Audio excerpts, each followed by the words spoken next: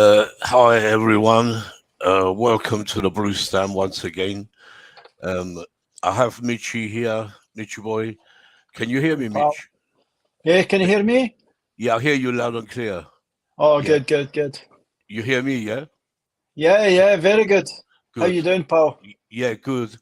Yeah, just want to make sure everyone can hear me because I got this a new mic. Yeah, welcome everyone to the Blue Stand. We have Mitchy boy here on the panel with us for the first time. He's a great Chelsea fan. He knows what he's talking about. That you're going to see very soon. Yeah, of course. Yeah, at last we won. We actually had a win 2-0 against Bournemouth last night. Great performance. This is what we've been waiting for. Since the World Cup. Before the World Cup, we lost three straight league defeats. We lost three times on the trot. And we were waiting to see how the team responds because we know they were sorry. Mason Mount made a big statement. He said we're going to be different when we come back, and and they proved it yesterday. I'm very pleased for them. For Mason Mount especially because he had a great game. Before I was saying he's off form. He was off form. Any player's off form, I say it. Doesn't mean we hate the players. We love our players. But in the end, great first half, I thought. The bad thing for me was starting Rich James so early. He's just come back. You put him in the firing line. I think I was saying before this game he should be gradually come on in the second half, maybe the last 30 minutes. But against Bournemouth, without Rich James, we still would have won this game. So now we've lost him for, I think, 3 or 4 weeks. 4 weeks the most, they're saying, the latest news. So, it's a big loss. We've got big games coming up now. We've got Forest next away. Then we play City in the league. Then City again in the cup. So Rich James won't be available for those games. Yeah, yeah. A lot of news speculation, Michi, Yeah. about players coming in. You must have heard. I think the only concrete one I think is for David David Fofana. I think we made an agreement, verbal agreement. Nothing's 100%. And we're also looking at Enzo Fernandez. Everyone's getting carried away. Oh, we got Enzo Fernandez. We ain't got no one yet. What's your take, Mitch? Well, I've said on if you've listened to some of Dan's show, I've got PTSD for the summer. With all these Rafinha I really wanted, and Koundé I really wanted, and we got sold. We got sold. An idea that we were getting them, but it ended up it was all just a lot of waffle. So Mm. now I'm a bit more careful. But until I really think they're going to come, then I start watching comps. And when I start watching comps, that's when I started getting excited, because you see how good these boys are. Yep. Uh, but the Enzo thing, he's a young boy. Do you think we pay 100 million euros or whatever they're Yeah. talking for? Yeah. It's Maybe over 100 they're talking about. So if yeah, it's up to Bowley, he's got the money. If the our football director Vival, sporting director, thinks it's a good move, I'm sure he'd be advising Bowley what to do. At least he's got someone there. We've got a sporting director to advise him and everything. That's what yeah. we didn't have that before. So, for me, great player. I like the cat. Yeah. Likes to get in the action, eh? What's his name? Bella. Bella. The wife names the cats, I'm afraid. I would have gave it a more manly name like Killer or something, but Yeah, Bella it is. Bella. I used to know her Bella years ago because Yeah, that's Bella yeah. Luigi. Nah, she was nice, God. Yeah, beautiful girl she was, but a long time ago. Yeah, so yeah, Fernandes for me, we see he was great in the World Cup. I haven't watched him much more than the World Cup with Argentina, but what I saw, I liked. I mean, we must have all liked what we saw. It could be a great signing, but with these signings, when they come to the Premiership, it's like 50-50. You, you know, he can go, he can go right or wrong. We don't know. Yeah. That's with any player. Doesn't matter if it's a big name player or anyone else. It's all the same. But yeah, Moses looks more certain, I think. Yeah. Do you think he'll be Sorry, not for Moses. Not Moses. Sorry, I was saying yeah. Fofana. I mean, let's just bring the lads. Mitch. We have Max and Oh, Dartro, JK. you mean Dartro Fofana? Yes, yeah. I think Ah, we made a verbal agreement. People are yeah. getting carried away that we signed him. We haven't signed no one yet. I thought they said it was a here they go today. Yeah. That's Yeah. JK Yeah. certified, eh? Yeah. Let's welcome them. Welcome Certified. Welcome Max. We Hey just guys. started. Yeah. Hi. Hi Max. Good to see you here again. And JK, of course. Yeah, what's up? And yeah, we have Mitchy boy here. I think you all know him. I don't know if Max knows him. Yeah, I know No, I him. don't think I know him yet. Yeah. Probably. Yeah, he's another great panelist, usually on Dan's show. But I'm glad he's here. Yeah, I was Yes. there with him. I was there with him on Dan's show. How were Yeah. you? Okay. Yeah, you. That's why. Yeah, you must know. Yeah, we were talking about what's all these. What you lot think about the rumors going along? Detro Fofana verbal agreement. They're saying. Enzo Fernandez. We're very interested. We know that, but are we going to pay the price? Yeah. What? Let's start with you, Certifier. What do you think about all these rumors? Anything concrete for you?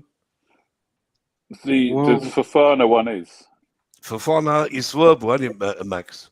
It's Is it? on the website. The Chelsea official It's on the confirmed it. website. It's on the They Yeah, website. confirmed that they agreed Yeah, terms. Yeah, yeah, yeah. okay.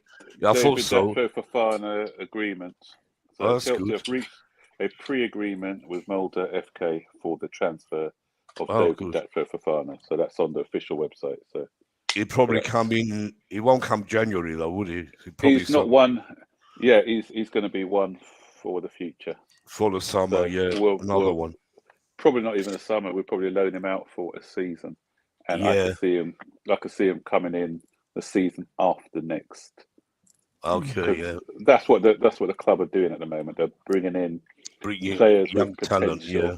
young talent, and then having a. Yeah, I think this guy will make it, but he's So do a I. very Well, good I've seen talent. bits of him. Well, I really like the way he plays. Yeah, Really he's a do. good talent, but I think they made us loan him out. Let's give him a bit of experience in a tougher league before Yeah. bringing him in.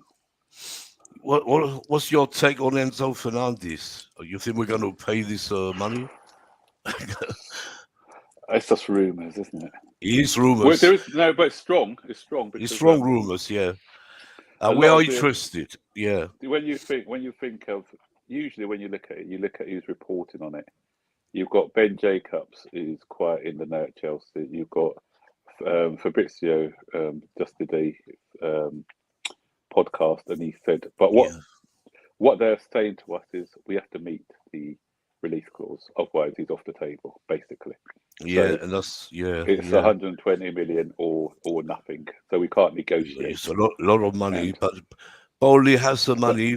If I was saying to Michi before, if our yeah, new sporting director advises him, yeah, it's a good deal, yeah, he will give him the money. He will pay for it. yeah, yeah. It's a lot of Another money. thing, Yeah. another thing that we may do, and this was what Ben Jacobs said, is because like what we did. Remember, we've done with what's his name, the guy from RB Leipzig, Nkuku. We're paying a little bit extra now to secure his signature, but Yeah. the terms are more in our favour because for instance, with release clauses, you need to put the bulk of the money up front or most of the money up front. But with the Nkuku one, we've said, okay, we'll pay a little bit extra and we'll pay you over a certain period of the year. That's why he's got a 6-year contract. So that helps us with the books when we're talking about financial fair play. And I heard that they wanted to do something similar with the Enzo Fernandez one, pay slightly over the release clause, but doing it on terms that will suit us over a period of time. So that obviously, if we're doing it spread over a 6-7 year contract, then you only pay X amount of per year will go on the books, and that's the way you sort of balance out the books. Yeah. Yeah, so it's interesting. And we come back to the transfers. Let's welcome Bobby as well. Hi, Hey, Bobby. Bobby. Can you hear us? Yeah, I can. Big up, guys. I hope you had a Good. good Christmas. Yeah, happy Christmas to all of you. Yeah, season Forgot to greetings, say that. everyone. Yeah. And nice to see you back here with us. We were just talking about the transfers, the rumors, everything, Bobby. We go back to that. Let's go to the match last night. I'll start with Michi, then we move, from Michi onwards. What's your take on the match? Who was your man of the match? And what's your take on the whole game yesterday? I liked the way we played. It seemed more fluid because a lot of people have not been enjoying how we've been playing lately. It's not just the results; it's the way we were playing, and it looked as if I thought some of our key players were in their more favoured position, and I think the gameplay was so much better. We created so many chances. Obviously, you've got to put the caveat as it was Bournemouth, but Bournemouth were getting tore right into us. They were getting stuck right in, and we were strong enough to keep playing our football.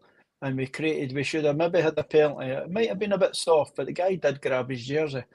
But then we scored another goal and another goal, and I think we were playing really well. And there was a lot of through balls for Mason Mount. Reece James put a ball through. There was some good forward passing that I haven't really seen a lot of in Chelsea for a while. It just looked better. And then obviously Reece James went off maybe about 60 odd minutes. We sort of never struggled. I was listening to Lewis channel today and they're overstating it. We just went off a little bit on the attacking front and we sort of like invited them on slightly. But it wasn't that bad. But I would like us to get that third goal. But we never got it. But Reece James, he didn't play that well before he got injured. I think because he was injured, he just wasn't at 100% anyway. But obviously, in hindsight, maybe a minute before he got injured, we could have took him off. But he did get left on. Maybe the plan was to keep him on for half an hour, and he got injured just before he was about to get pulled off. But in general, a very positive result, and I'm glad for Potter, because we couldn't lose this game. I said it in Dan's channel. We can't lose this. We have to keep winning now.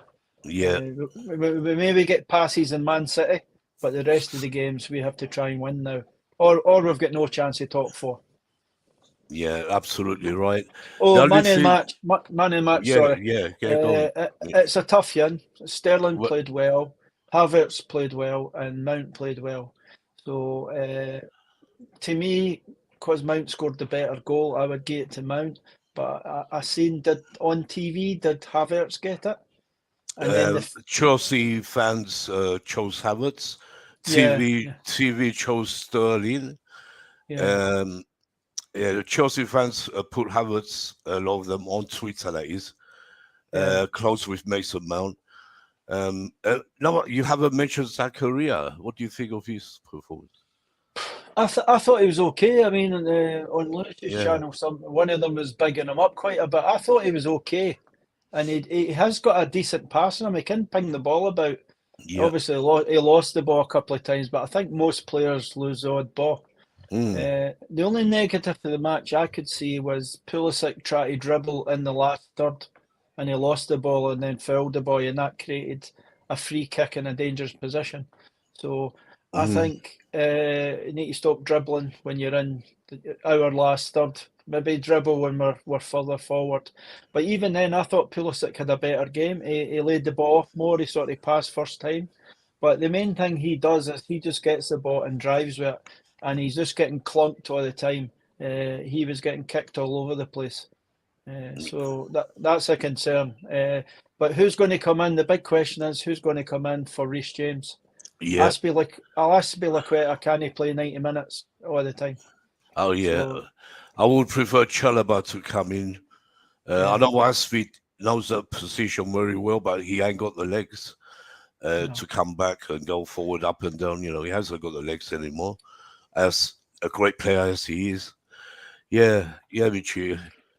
The only thing I wanted to say, you know, before I go to Max, Reece James he shouldn't have started this game for me. Should have been on the bench and give him some minutes second half.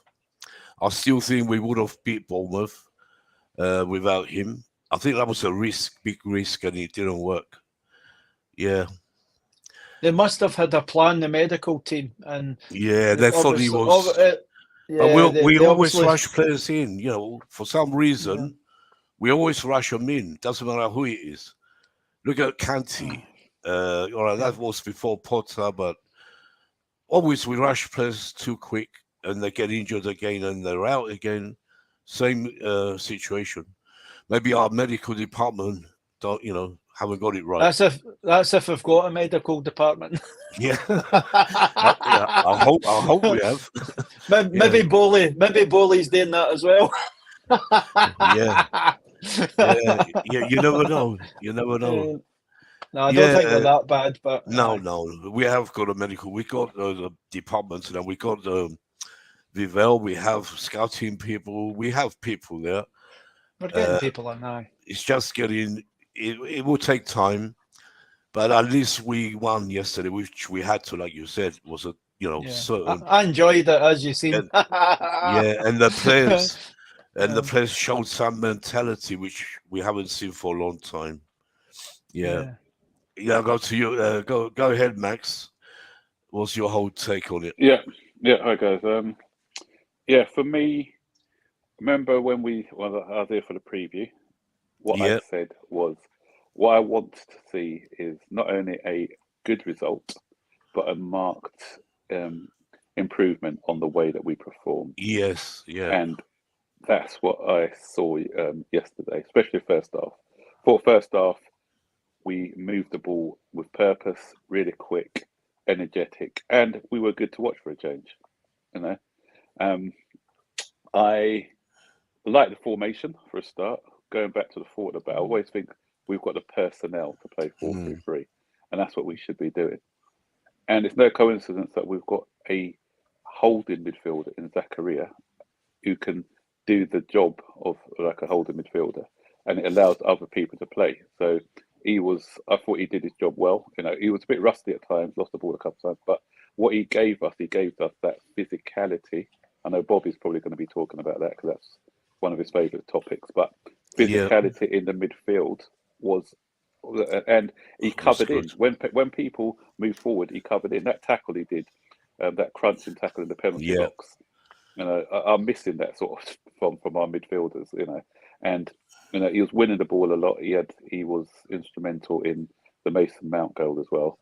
But I thought, everyone, who has to go at, let's say, we all have to go at Mason Mount sometimes. But Mason we did. Mount, but you know what? But we gave him a stick when he was off form because we know how good he is. That's why we all. And he proved to us he's, what he said, he kept his word. I'm very glad. I gave him man of the match myself because of that goal. But also the fact that he's playing in that's the position that he played all throughout his career in the youth team, in the midfield three towards the left hand side. What a lot of people have got to realise that when he plays up as one of the front three, he's not as effective as when he plays deeper, when he links the defence with the attack. So that's what I'd like to see him play in that position, because it's unfair on him and it's unfair on the rest of our players when he plays in that other position where he's doing a job for the team. That's not his. He's not a front three player. He's a player who's more effective when he's playing more in the middle of the park. So that's why I think we saw that improvement. Remember when we played Villa. I think he played that position against Villa when he scored a brace against them. Yeah, that's the last time earlier. he played that position. Yeah, So you're right. that's it. You know, I'm glad And Potter, put them in the right positions. Yeah. You know, at last. But I don't blame him. You know, we had injuries. He said it before the game. You know, they were asking him why so many change of formations. He goes, because I don't have any choice. We have so many injuries. You know, he could. You know, he had no choice but to play some players out of position. But it proved yesterday. You know, when they're in the right place, right position, we can. You know, we have a team again.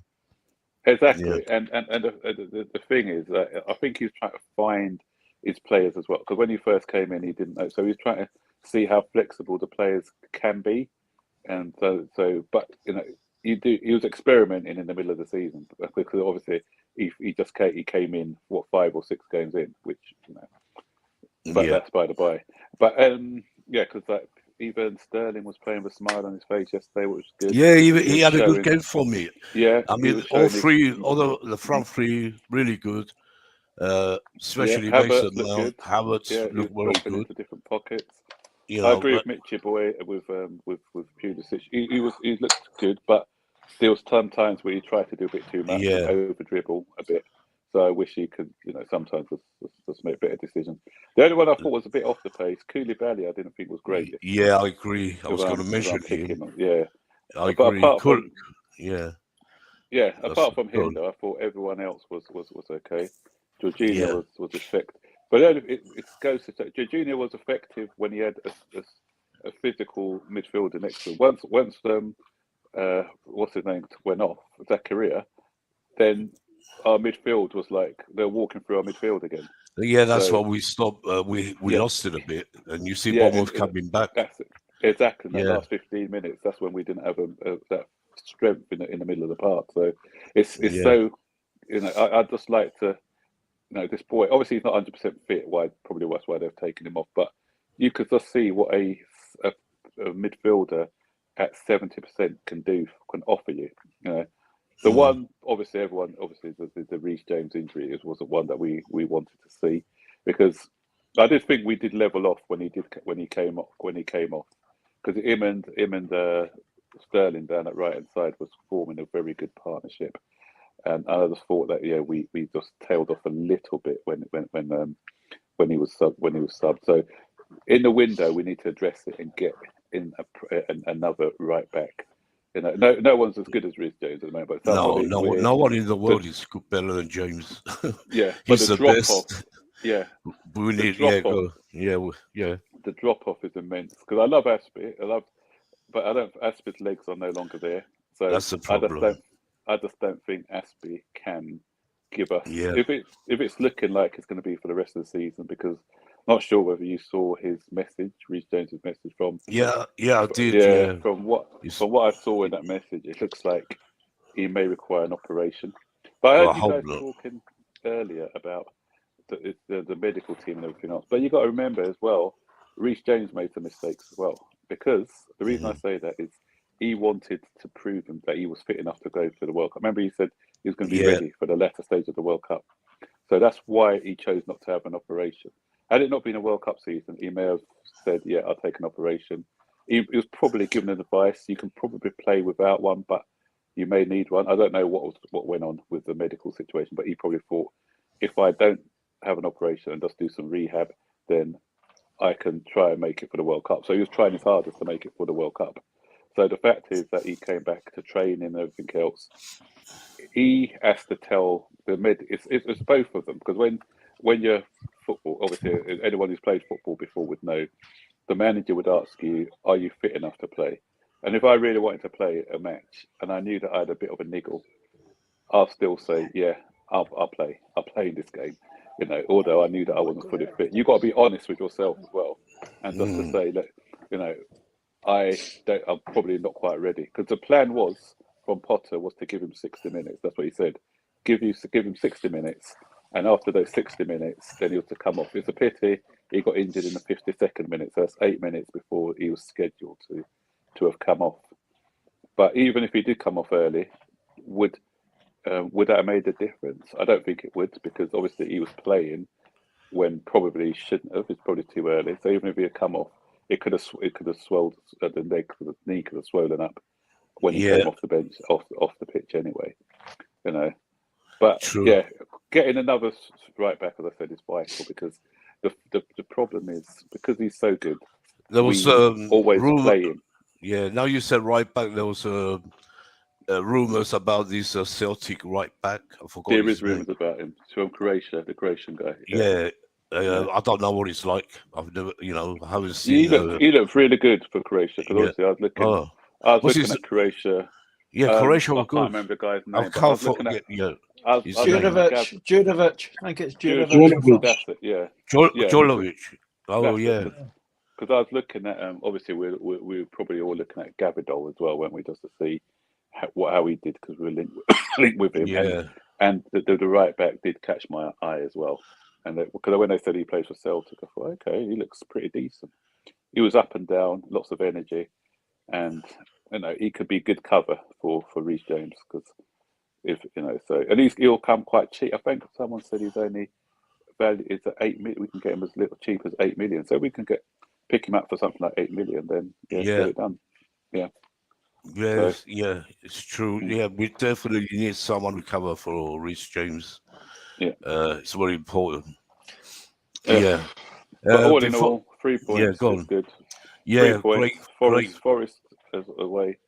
Get another 3 points there. That'll give us. Yeah. That'll give us confidence going into the next few difficult things. Yeah, the next after Forest we have City twice. So we've got City. We played 2 London derbies. We've got Liverpool as well. So yeah, big games coming up. Let me just read a bit of the chat. It's not much, and I'll go to you, Certified and Bobby. Yeah, up to just a few. We've seen that. No one. Yeah, but this one. Let's see what you lot think. Well, what's this? Chelsea? Oh my God! Just been on Rod show, and then don't worry about that, Dan. Dan has been somewhere. This was it makes me laugh. Yeah, up to Chelsea. No one deserves a new contract at all. I don't know about no one. He's talking about Mason Mount and the rest. I don't know about that one. What else? He was saying something up to Chelsea.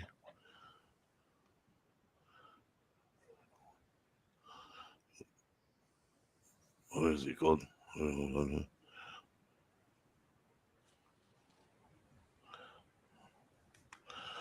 That was Deals. Oh, Deals is around. He'll probably come on soon. Yeah, that's not. Yeah, big up Deals. We see you when you come. Yeah, I don't know about. No one deserves a contract. Bit hard that is. So there will be players who are going to get a new contract. It's just agenda, isn't it? It's nonsense. Yeah. If he doesn't get a contract, he's walking. So if they hate him that much that they want him to walk for nothing, then yeah. I wouldn't even have a conversation with these people, to be honest, because you've seen how good he was in the right position yesterday. And of course. His stats over the last 3 years are very good. Yeah, and like Max said, last time he played that position, he scored twice against Villa. We don't mess him out a great player. You can't say there's no doubt about that. It was just that he was off form for quite a while, and we were getting worried. But I'm glad to see he's coming back now and scored a great goal. Yeah, let's go to you, Certified. Sorry for the wait. Certified? Yeah, what's up? Can you guys hear me? Yeah, loud and clear. Yeah. What's your take of the game, and who was your man of the match? Max, you didn't say who was your man of the match. Oh, Max? yeah. Sorry, yeah. Yeah, I'll give it to Mount, actually. Yeah. Yeah, that's what I he said. did well. I thought, yeah, because of the goal, he had to get it. Zakaria was close for me. Yeah, Zakaria was exceptional as well. Very close. And Havertz was decent. Yeah, Havertz as well. Yeah. Sterling. Yeah, Sterling was all right. You know, better than before. You know, much better, really. Great assists. Yeah, I think they gave it to Sterling, didn't they? On some gave it to on the Prime the TV gave it to Prime gave it to Sterling. He had a great shot as well. Remember that shot in the top corner, and the keeper saved it. He rattled a shot in. Yeah, and don't forget the disallowed penalty. It was a penalty. The guy grabbed Pulisic. Oh, I thought that's another thing I didn't talk about. The referee. Yeah, that he grabbed him clear. He was shocking all night. I couldn't believe. Listen, the problem is they didn't look at it, Max. They didn't even look at it. But there was two others. Okay, that Paul, that was the first thing. The one with the goal that Pulisic scored. The guy's run into Havertz. Havertz hasn't done anything to the guy. Yeah, he blocked him off. He just blocked him off. It was a goal for me. If anything, it was a foul by the Bournemouth player. It was. Not by Havertz. The problem is this VAR. They watch what they want. Did you guys remember there were certain corners that were given incorrectly? Yeah, go ahead, Certified. You were at the game yesterday. Let's have your take on everything.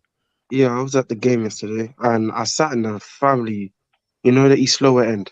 Yeah, I sat there, so I was able to see the pitch closely. And you're first, before I talk about the performances and the players, you guys are right. The ref was horrible. I can't lie to you. First, when they, on the other end, unbelievable, man.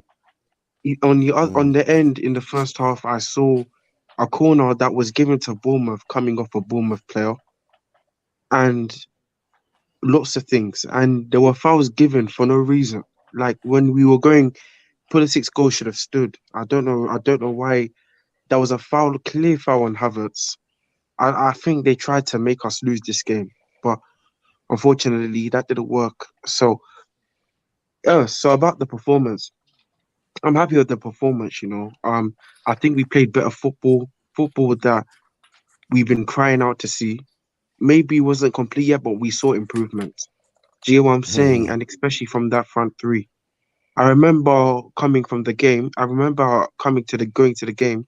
I was on the Twitter group chat that was talking about how they were annoyed with the front three, knowing that Havertz and Sterling have not been on form. But I think they really proved us wrong, and they really showed us that they are those players.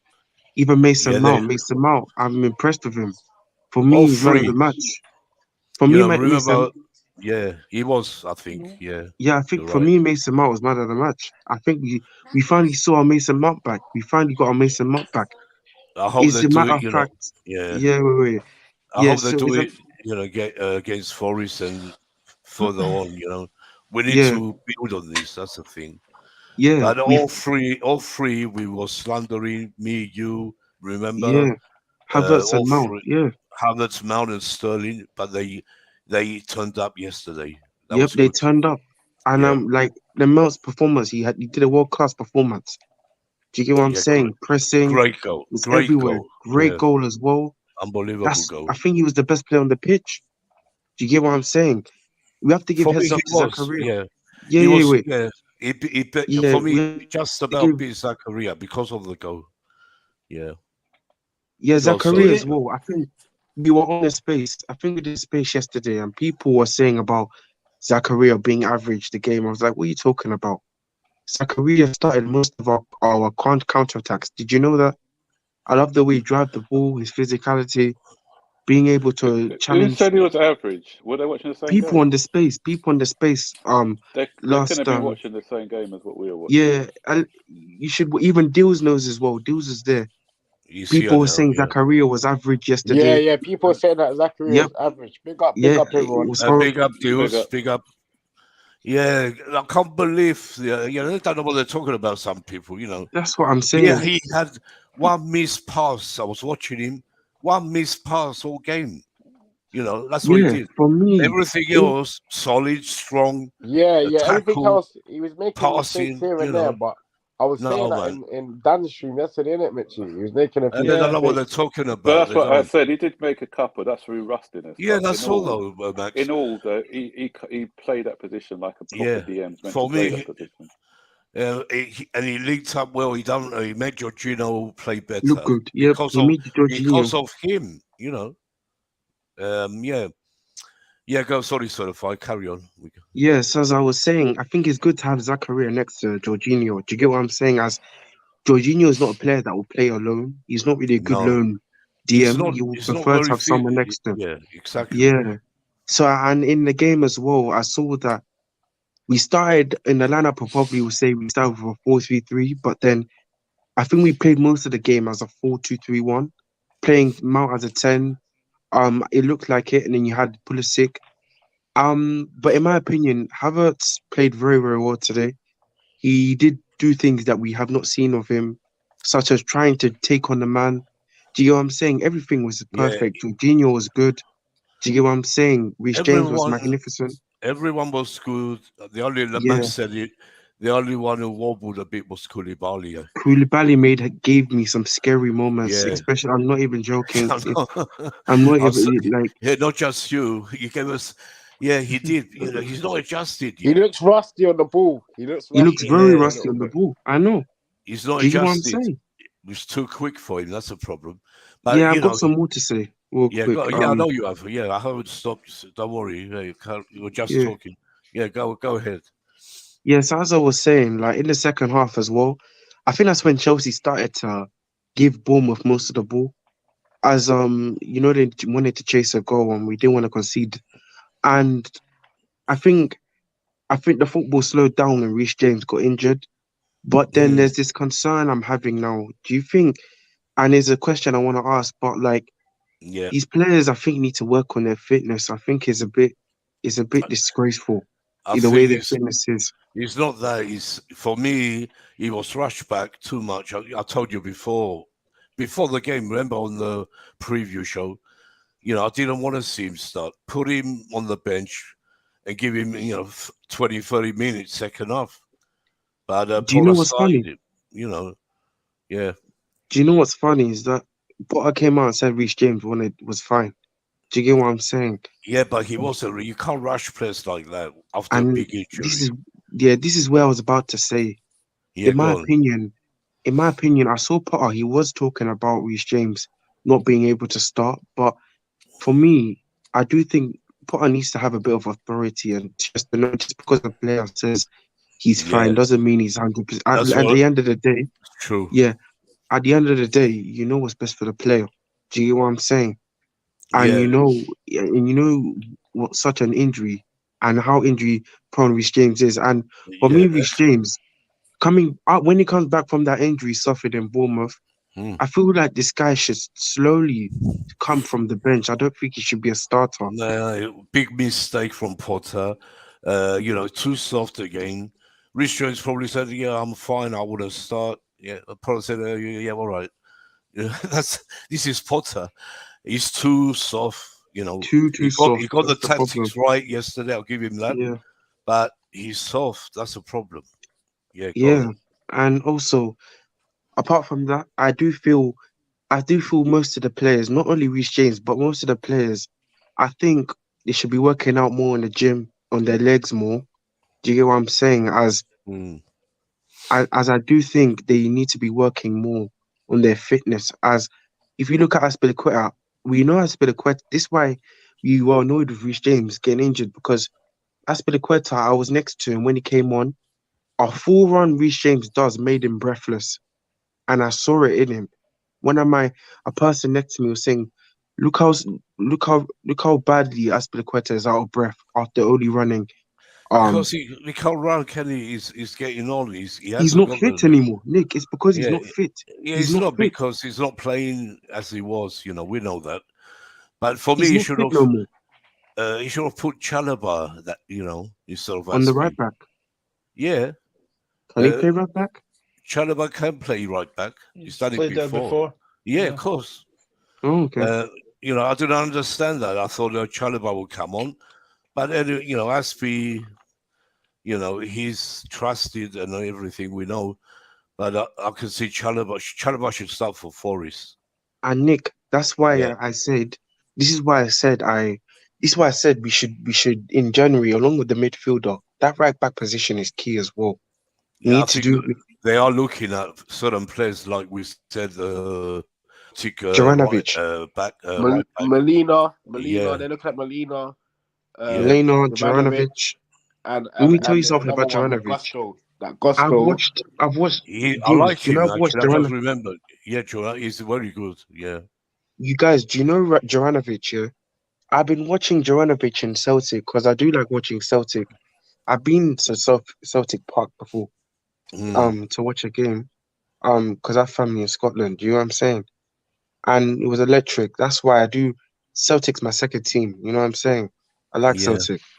Um, Celtic. I watch Celtic. Even their derbies with Rangers.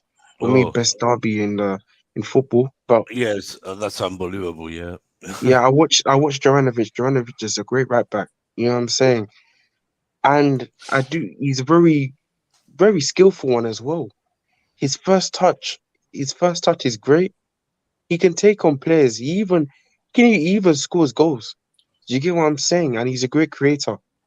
For Yeah. me, if we're getting him for 8 million, that's just incredible. Mitchy, do That's you know about him? peanuts. Mitchy, do you Really. know about him?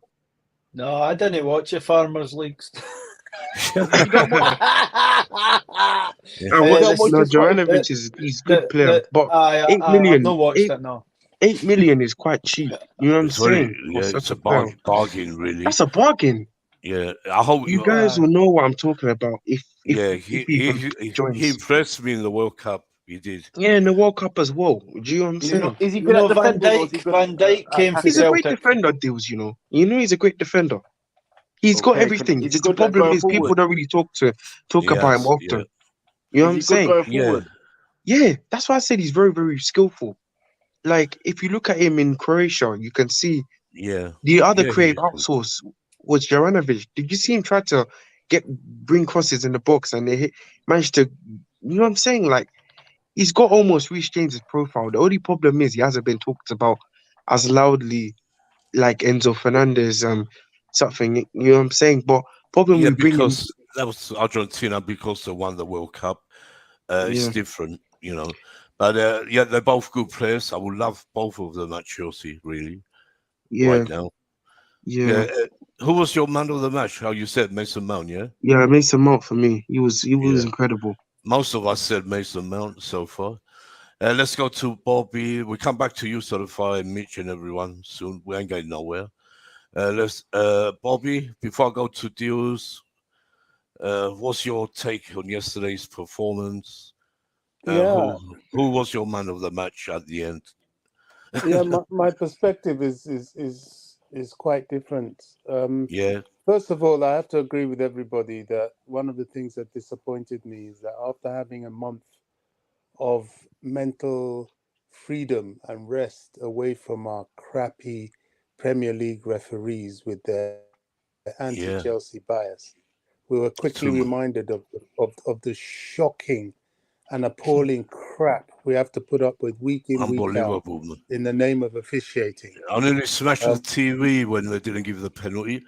Oh, God, I uh, really, yeah, everyone can see he's pulling him. He pulled him down. it's And the pathetic. goal, yeah, God, so I'll let Bobby say, oh, God, Uh, Even the yeah. other one, the player just Ah, dived at Koulibaly. So many decisions. But apart from that, look, for me, my man of the match is marginal. Man of the yeah, match is marginal. I would choose either Zakaria or Havertz. And because of Havertz' yeah, all-round play, I thought Havertz was magnificent yesterday. he And I was, give yeah, him the man of the match. Sterling irritated me. I hate all this inconsistency of performance. When he's good, he's very, very good. Most of the time, he's shocking. Pulisic, I thought, got too much rough treatment. And one thing I'm glad I saw in him was that he's trying to learn to deal with it, just like Hazard had to. mhm, Um, I was concerned after yesterday, to be honest, as I'm concerned with the Forest game. the truth of the matter is that Chelsea's team needs to be rebuilt.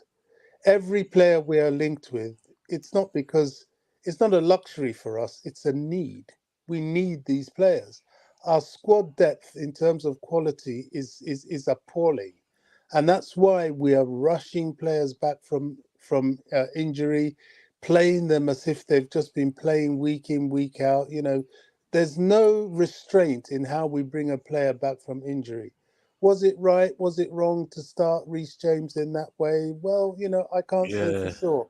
But left to me, if we had depth and somebody that could rotate with him, I don't think he starts. I think he comes on a bit later. They did this with him, did this with Wesley Fofana, even in a friendly game, and have paid the price because of the sort of injuries they've had. yeah, I'm not sure it's a matter of knowing how to use Reece James. It's just a matter of letting a guy that's injured get fit correctly. And yeah. we don't have That's the the problem. depth to do that. Mason Mount, people were waxing lyrical about Mason Mount. I just think Mason is as good as the players around him. As soon as as soon as Reece James came off, we lost our impetus. As soon as Zakaria came off, the midfield absolutely, totally, and completely collapsed. Mason Mount disappeared. He doesn't make the game. He needs your world beaters, your Kantes, and your Zacharias, all these people around him before he's able to play, which gives me some concern. It really does, and which I think has Yeah. exposed a weakness in his game. Will he At ever? least Bobby, at least he got the his first goal at home. That was the Yeah, first goal he scored at Stamford Bridge this yeah, season. Yeah, that in itself tells us quite a bit. He is yeah. young. He is young, He's and good. Yeah, he's still young. he will hopefully get better, but I don't think, unfortunately, I have to, after watching this season, I have to admit that Mason Mount is not as great as we say he is. He's good Mm, when he has good players around him. He's very, incisive. But when the players around him are not so good, he can't really help the team. I'm with everybody about Koulibaly, although he started not so good, but he later on came into the game. But I think that's going to be Koulibaly. There were some disturbing passes by Thiago Silva. I wasn't that happy with him yesterday. Lots of dicey back passes, and thank goodness it was Kepa in goal and not Mendy, because that would have God, been yeah, a mistake yeah, waiting to happen. I thought Kepa did very well. yeah. In terms of now the right back, you know, Potter's had a month now. I think he's going to have to bring in one of the youngsters that he used against Villa. Or, maybe I don't know if Hall can switch from left to right, but that's what he's got to do. Because I tell you what, lads, this January we've got to do business. We've got to do Oh yeah, business. for You sure. know, At mi- least two players. God, yeah, at midfield. If least. it's true we're going for Fernandez, well, we need him. Because a couple of key midfielders are going out of contract next season in the summer. I hear there's a guy from Borussia Mönchengladbach that Christopher Vivell likes. I've seen only videos. I Mm, Tony. don't know much about him, but if Vivell wants him, I think we should go for him as well, because his price is not big. People are saying, "Oh, why are we going for Benoit when we've got Caldwell?" yeah, My attitude is we need them both. that's right. I'm hearing they're Yeah, trying to get both Benoit and Vardiol. We yeah, need that. The level of rebuild at Chelsea is to that scale. and It is to that yeah, scale. You know, Bobby. uh, Bobby, just to ask you something. What's this about Moses Casadio from Brighton, Liverpool, Arsenal? Uh, really interested in him. I don't know if we've come off that. I don't know what's going on with Chelsea. We were interested We're before. after Well, Enzo now. We're after Enzo. It seems like Yeah, instead, but Enzo's because not going. We're not going to stop with Enzo. That is no, certain. You know, but we won't get him no, till next no, summer. no, no, That's no, the, no, no. Because yeah. I think whatever happens in that Enzo deal, yeah, whether it Mm. goes ahead or not, yeah, whether it goes ahead or not, I think there's B plans, C plans, whatever. Oh yeah, they must There's a have list plans. there. There's definitely a list there. Yeah, you're well, right. I'm hearing Enzo. They want to do it for January.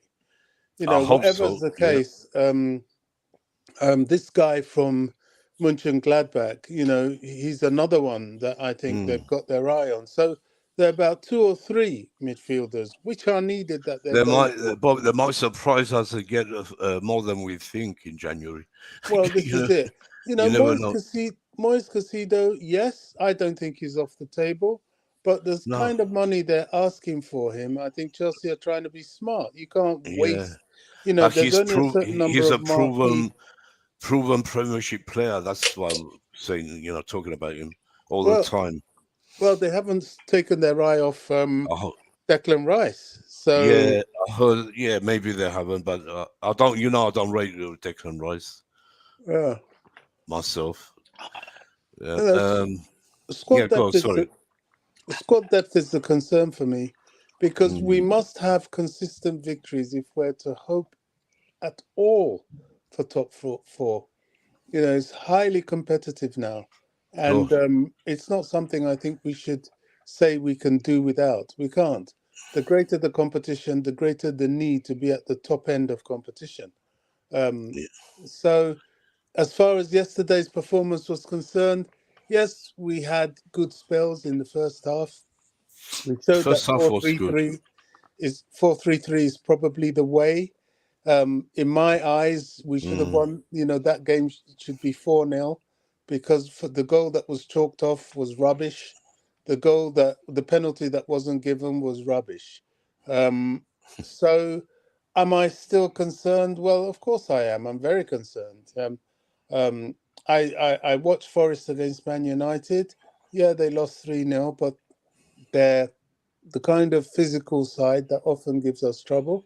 We can't play them with the same sort of 2-man midfield nonsense that we keep trying, and we need physicality. You know, I don't know where Ruben is in his rehab from injury, but that's another one that needs to come in carefully from his injury. You know, this squad depth is Chelsea's problem, and January we have to do our best to begin to address it all the way through the season and to the summer. Yeah, for sure. Yeah. Yeah. I agree with most of what you said. We just have to go on a run now. It's no good beating Bournemouth and going to Forest and either drawing or losing. That'd be the end of top 4 for me. We have to go and win at Forest. Then we can have some confidence against City. At least we'll be on, a good run. We need to win badly. Look at Newcastle. They're flying at the moment. They're not going to go nowhere. So it's going to be extra hard to get top 4 this year. Yeah. Yeah, let's go to you, Deals. Yeah, welcome, Dan. Can you hear us, Dan? You've got muted. I'm just sorry. gonna mute myself here, get the kids ready for bed, and once I've got them to bed, it'll be all nice and All clean. right, yeah, do that. Yeah. Oh, thank God for that. Thank God for that. Richie boy. Look, one I do most under the fun in this house is you, my brother. Okay. Yeah, all right, Dan. It's always a Rami. It's always a Rami in the background, isn't it? Yeah. Oh my God. Yeah. Let's go to you, Deals. Yeah, big up, Nick. Yeah, like we played well yesterday. Yeah. I think from the first half we played well. We upped our pace. Again, I think the issues that we have in this side obviously is from the midfield. It's clear to see. Once we get midfielders that can actually spray the pass and pass the ball properly to our attack will be thriving. Now, Yeah. it matters what midfielders we get. Mm. That's another thing as well. Because if we get Enzo, right? Do you think Enzo's is the main guy that's going to be providing in that midfield? He's going to be the creator. We can't get Enzo alone. Imagine an Enzo Declan Rice midfield or an Enzo Moyes Casido. We need that defensive guy, and Yeah. let this guy make the play, a few tackles, and cook. Even Enzo playing with Kovacic won't be bad, but definitely he is the caliber. This guy is a once in a lifetime opportunity. This is the sort of what's that one at Madrid? I always thought, gosh, what's his name? Modric type of player. You Yeah. don't pass up those players. You don't. So if it's No. true and if we're onto him, I think we've got to do the deal. Yeah, for sure. Doesn't matter about the money. Bowley has the money, so we have to. Yeah. We have to. Yeah, We I need, think another thing as well. Yeah, go Another on. thing as well. If you saw the first goal was the link-up play. I like that goal very much. It seemed like they've got a chemistry going on. They've got a plan going on of scoring goals, and that's what I want to see more in games. Like the link-up play towards Sterling and Havertz.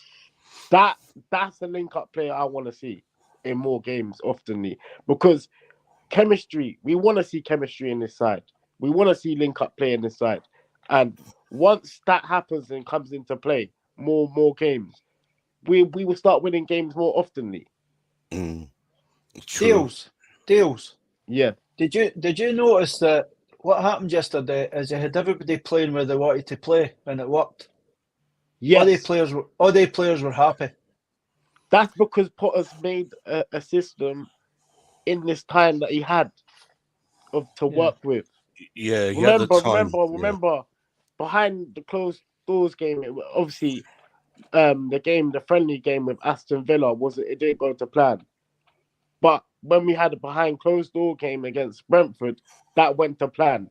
He must have thought a plan in that Brentford game, and that's what made it come into the Bournemouth game, and it's worked out.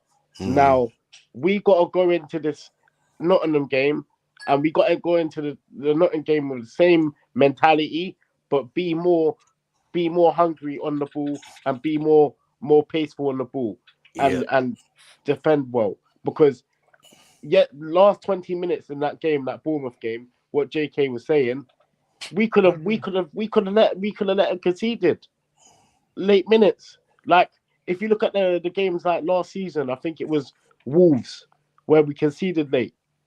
We can't let that slide in future games. We gotta carry on like yesterday with a clean sheet. Nick, did you think the players tired? I thought the players tired. Yes. I think that smart tactic when he brought on Chalobah at the end, I think that was purely down to the defense tiring, the midfield, because of that situation. Yeah. Who was your man of the match, Steels? My man of the match was Kai Havertz. Yeah. It was. It could have been Zakaria though. It could have. Yeah, it was close. I mean, it was close. I Mount, rewatched the game. Havertz, I rewatched the game because Zakaria. like Mitchie does. He rewatches the games and stuff, and I rewatched the game. And I thought Zakaria. At first, I thought Zakaria had a poor game because he was making mistakes. But then I also thought what he done good, and that's defending. So big up Zakaria for that as well. I thought Zakaria had an alright game. Nick, I'll be honest. I'll be honest. Yeah, go on. I'll have to rewatch it because see the Zakaria thing, that's bypassed me. I just thought he was okay and stuff. But he was good. He was solid. I'll go back and watch it again and try and see what you guys are talking about. I know he's a good passer on that. But let me watch it back, Mickey. You got to watch it back, Mickey boy. You got to watch it back, Mickey. Yeah, that's what I'm saying. I watched the highlight. Yeah, we'll talk about it anyway. Yeah. Zakaria, I watched it. Nick, I'll quickly deals. I'll just quickly talk about Zakaria. Yeah, I went and watched the replay after the game last night. Yeah, and he only made one mistake, and that was that pass. But all the rest of it was outstanding, Mitchy. You would have quickly watched it back, mate.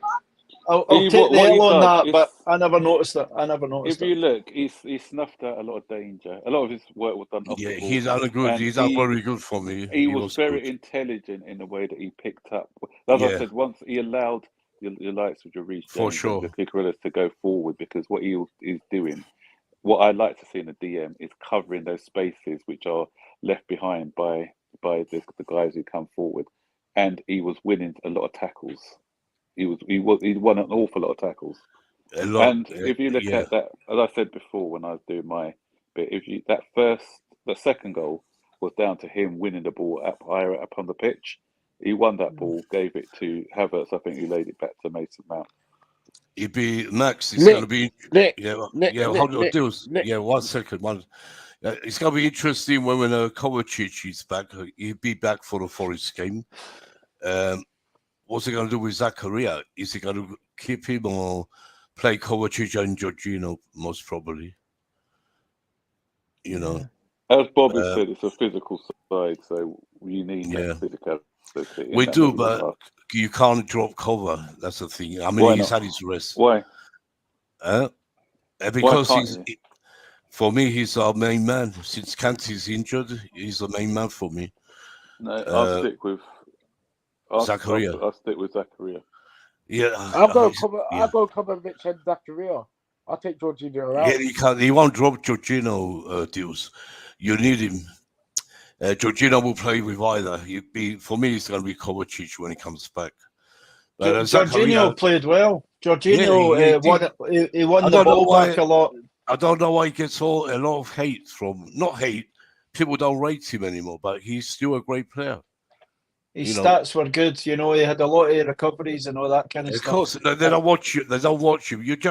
When you watch Chelsea, just watch Jorginho off the ball, on the ball, what he does, because that's why he's. That's why he's in the team.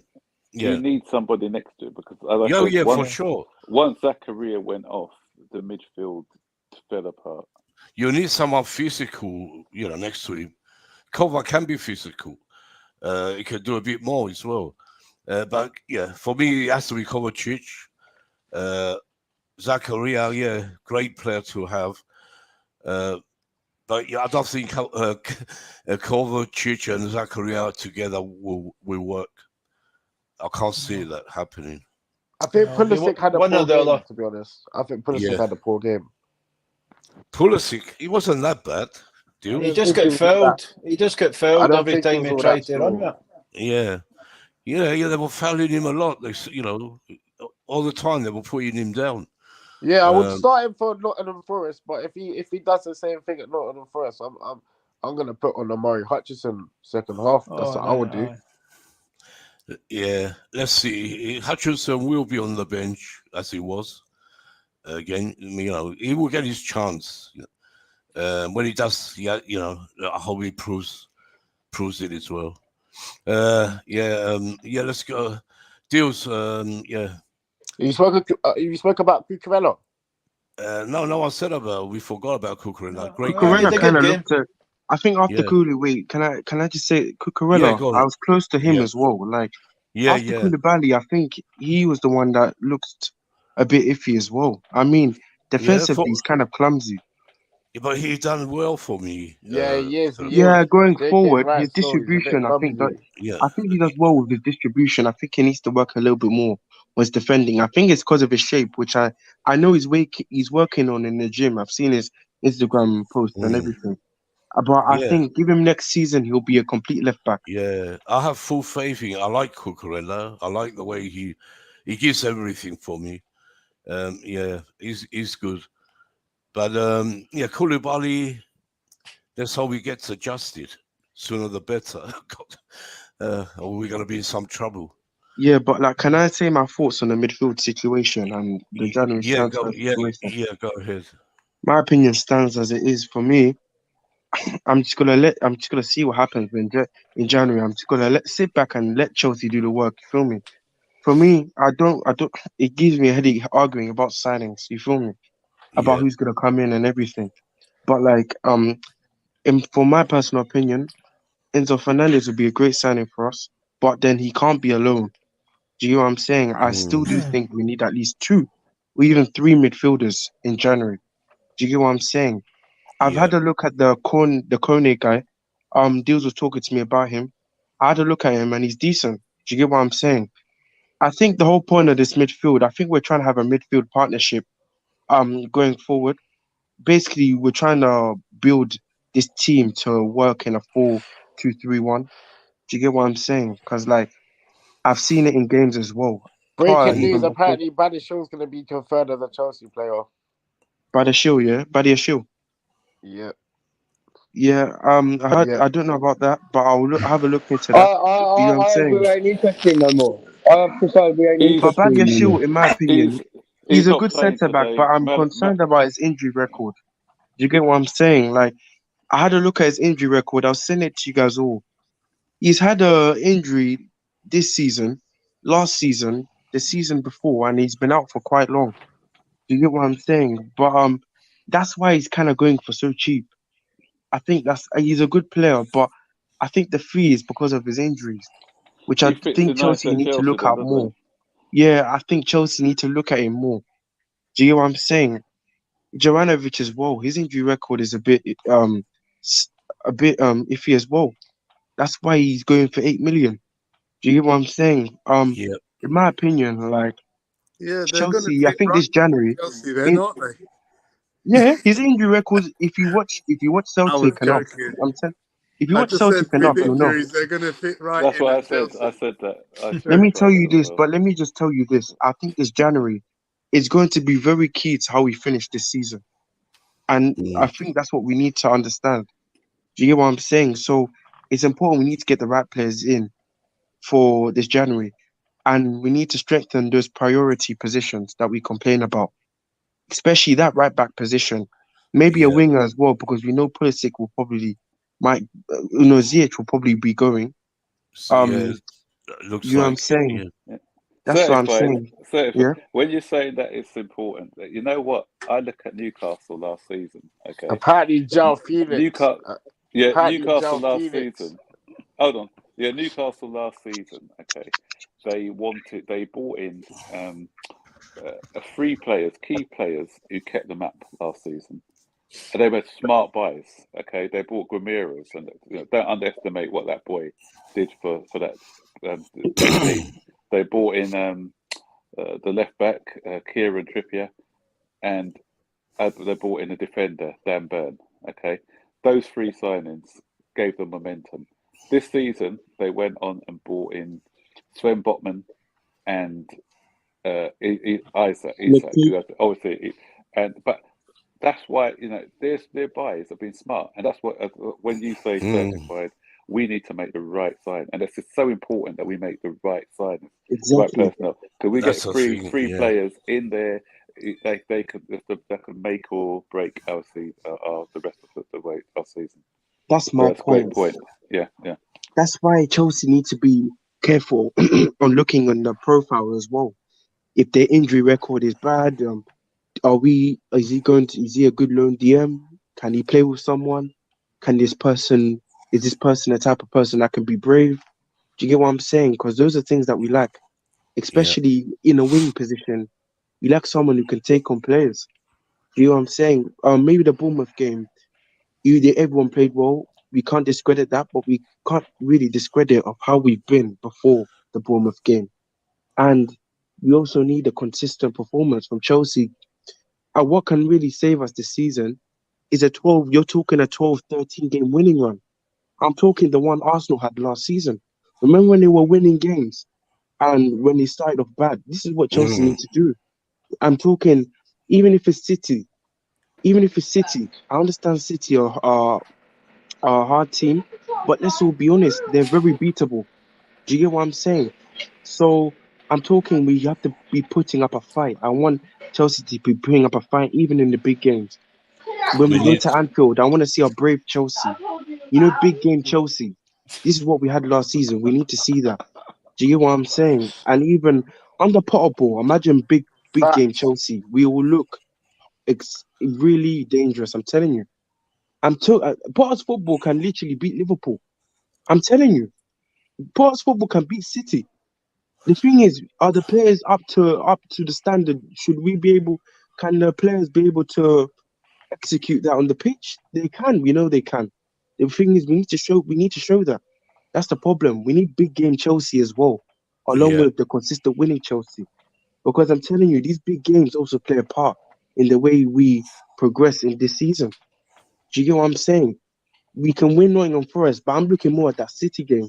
Maybe let's try. Let's try. If City are too hard, probably let's try sneak a draw. But let's make sure the yeah. performance is good. I Let want to me see us ask you, dominate. Sadafa, let me ask you, Yeah, would you prefer us to beat City at home in the league or the FA Cup game? I would like both wins, but let's be honest. You can't have both ways. We can. If you also, I hope so. Yeah, of course If we the want both ways. Chelsea have the mentality, then we Yeah, can. we can. We've done it before to them. Don't Yeah. forget. But I'm just saying, if it was a choice, what would be your choice? League For or FA? me, I would want to beat them in the FA Cup and get a point at Stamford Bridge. Yeah, but I'm But saying then, if you had a choice, yeah, say for me, I would like to win the FA Cup game, and a point at Stamford Bridge will be good. Yeah. Oh, yeah. That'd be great. Because we know the FA Yeah. Cup game, they'll rest players. So And not only that, if we manage to knock them out, we can go all the way and win the that's FA the Cup. thing. Because That's City, another. for me, will be the only threat in this FA Cup. Probably Liverpool, but like we know with Chelsea's knockout FA Yeah. Cup runs, we know we can be able to come out on top. Do you get what I'm Yeah. saying? But like I do think Chelsea in the league as well, we Mm. need to be consistent. We Even need that to City game, run. yeah, from that Yeah. City game, we need to build momentum. Depending what happens, you know what I'm saying in that game. But we need to go out Anfield. Let's go. I think it's possible to win at Anfield. Leeds did it. Why can't Chelsea? No, Do you we get what I'm can. saying? We That's what used I'm to beat saying. them all the time. Draw. They hardly beat us in the last few years. Yep, that's what I'm saying. We We always got played Palace at well home. there. Even Yeah, with and 10 men, we should have won. I'm not yeah, scared of Liverpool. It's us. If we have the right mentality like we did yesterday, a bit more, it's going to be harder at Forest. But yep, if we get the result at Forest, then we're going to have more confidence. yep. And that's what I'm hoping for. Yeah, I'll Yeah, come that's back. what I'm saying. Yeah, let's let Dan have a word, and I'll come back to all of you again. Dan, are you there? Dan. Yeah, I'm here, man. I'm here, bro. I'm here. Yeah. So, what's your take on the game yesterday, and who's your man of the match? It's a hard one for me. I would go Havertz or Mason. Yeah, we Or also. Raheem Sterling, because Raheem Sterling had a great game yesterday. He wasn't bad. Yeah. I think if it wasn't him to set that first goal up for Havertz, and Havertz did. See, the game yesterday was just we played good in the first half since Reece James was on. Then if you notice, I said to Richie and Dills on Watchdog, he should sub Reece James off in a 56 to 60th minute, because you could tell he was acting funny with his leg, and Potter kept him on for so many long hours till like the 60th to 70th minute, and that's where he got his injury. He went off in the 50th minute. Oh, okay, yeah, 50 minutes, yeah. So shouldn't have started for me. Well, I did say he should came off early. While we was 2-0 up, he should came off the second half. But he didn't, and now he's got it. Now he's injured. Yeah, I think you're right. As soon as we went 2-0 up, it should have come off. Yeah, straight away. But he should have. He should have. No one played him. You can't play players because they want to play. That's why Potter is, he's soft. He's too soft. That's why I don't have that feeling, But let's see what he does. I'm waiting till the whole season finishes, and we see. But the thing is, did you see what I was worried about? We played good passing football. Then Then the second half, when Reece James got injured, for the last half hour, we played really poor. We were relying on Reece James. But we can't rely on Reece James. We could, I think we still would have beaten Bournemouth without him. But he probably wanted to play, and Potter said yes, all right. That's what I think happened. But we're not a one-man team. We're not a one-man team. You know what I mean? Exactly. It's not a case of let's give up because Reece James is injured. No, we're not. We're not a one-man team. We're not. Somebody else has to go in there, and the rest of the team have to shape up and just get on. Yeah, but Mitchell, did you not see the heads go down before Reece James low? Like once after that, I said that it affects players when it's a tight bonded group like we've got, and somebody gets hurt. It does affect the team, but I also think the team were getting tired because they put a lot of effort into winning the first two goals. So when the second half started again, I already thought that Zakaria, I said to you that at the time, I thought Zakaria looked tired. I thought Sterling looked tired, and I think there was somebody else. But I could see some of the players were tired. You've got to remember, a lot of these players have not been playing. Some of them have played, some of them no. And then they've had breaks. The World Cup guys have had a week off, and then they're coming back to training. I don't think we're at tip-top condition yet. So I think we tailed off a bit because fitness issues rather than being. The Reece James thing did affect the players, but it wasn't the only thing. I think physically we dropped off a bit as well. Because you've got to remember, that was a strong physical team we were playing. And we had to work very hard. And we were doing a lot of running. Know how we were enjoying all that movement? All that movement has consequences. Remember Liverpool the last 2 or 3 seasons? They were running about like maniacs. This season they're all injured and they're all struggling. That's because they're all burnt out. So if our players are putting all that effort into getting that result, they 2 goals, then they're getting tired. It's natural. But the thing is, we need game management. What I said to you in your stream was we need to manage that better. That last 20 minutes, half an hour. And see, Aspie came on and had a wee lie down and stuff like that. That's what I'm talking about. There was nothing wrong with him. He just went to ground. And that was experience. So game management, that has to come from Potter. He waited to 80 minutes to bring substitutes on. He should have brought substitutes on 60, 70 minutes, just in my opinion, because I did think a couple of the guys looked tired. I thought Sterling looked knackered. True fact. I think Thiago Silva, I'll see the stats. He had more stats against Bournemouth and the pass read, the queries, and everything. I've got the stats on my phone. I think he should have been a man of the match still because how outstanding. We don't, Dan. We don't mention Thiago Silva, but of course we all know he's the main man. He's always the best. But that's all. We didn't mention Silva because we know how good he is. But he was outstanding. He was tough. If he was like that, he's going to get the man of the match every game because he should be. That's how he is. But we have to give it to Mason Mount. Keep him happy, keep his promises going. Best centre back in the world. Great goal. So I want Mason Mount to just go ahead and carry on what he did. Get another great goal against Forest. Yeah. Let's welcome Dex as well. Yeah, big up Dex. I just see Dex coming. Big up to my brother. We had a good chat yesterday on Twitter. Dex, can you hear us? Yeah, all good. Yeah, hello everyone. Oh, good. A lot of Liverpool stories as well to talk about. Players coming and going and not going. I mean, a lot of players coming, apparently. Yeah, no, obviously, like the Chelsea game last night, I watched a bit of it because just because like the teams around us, it's interesting to see like who's going to get the points and stuff.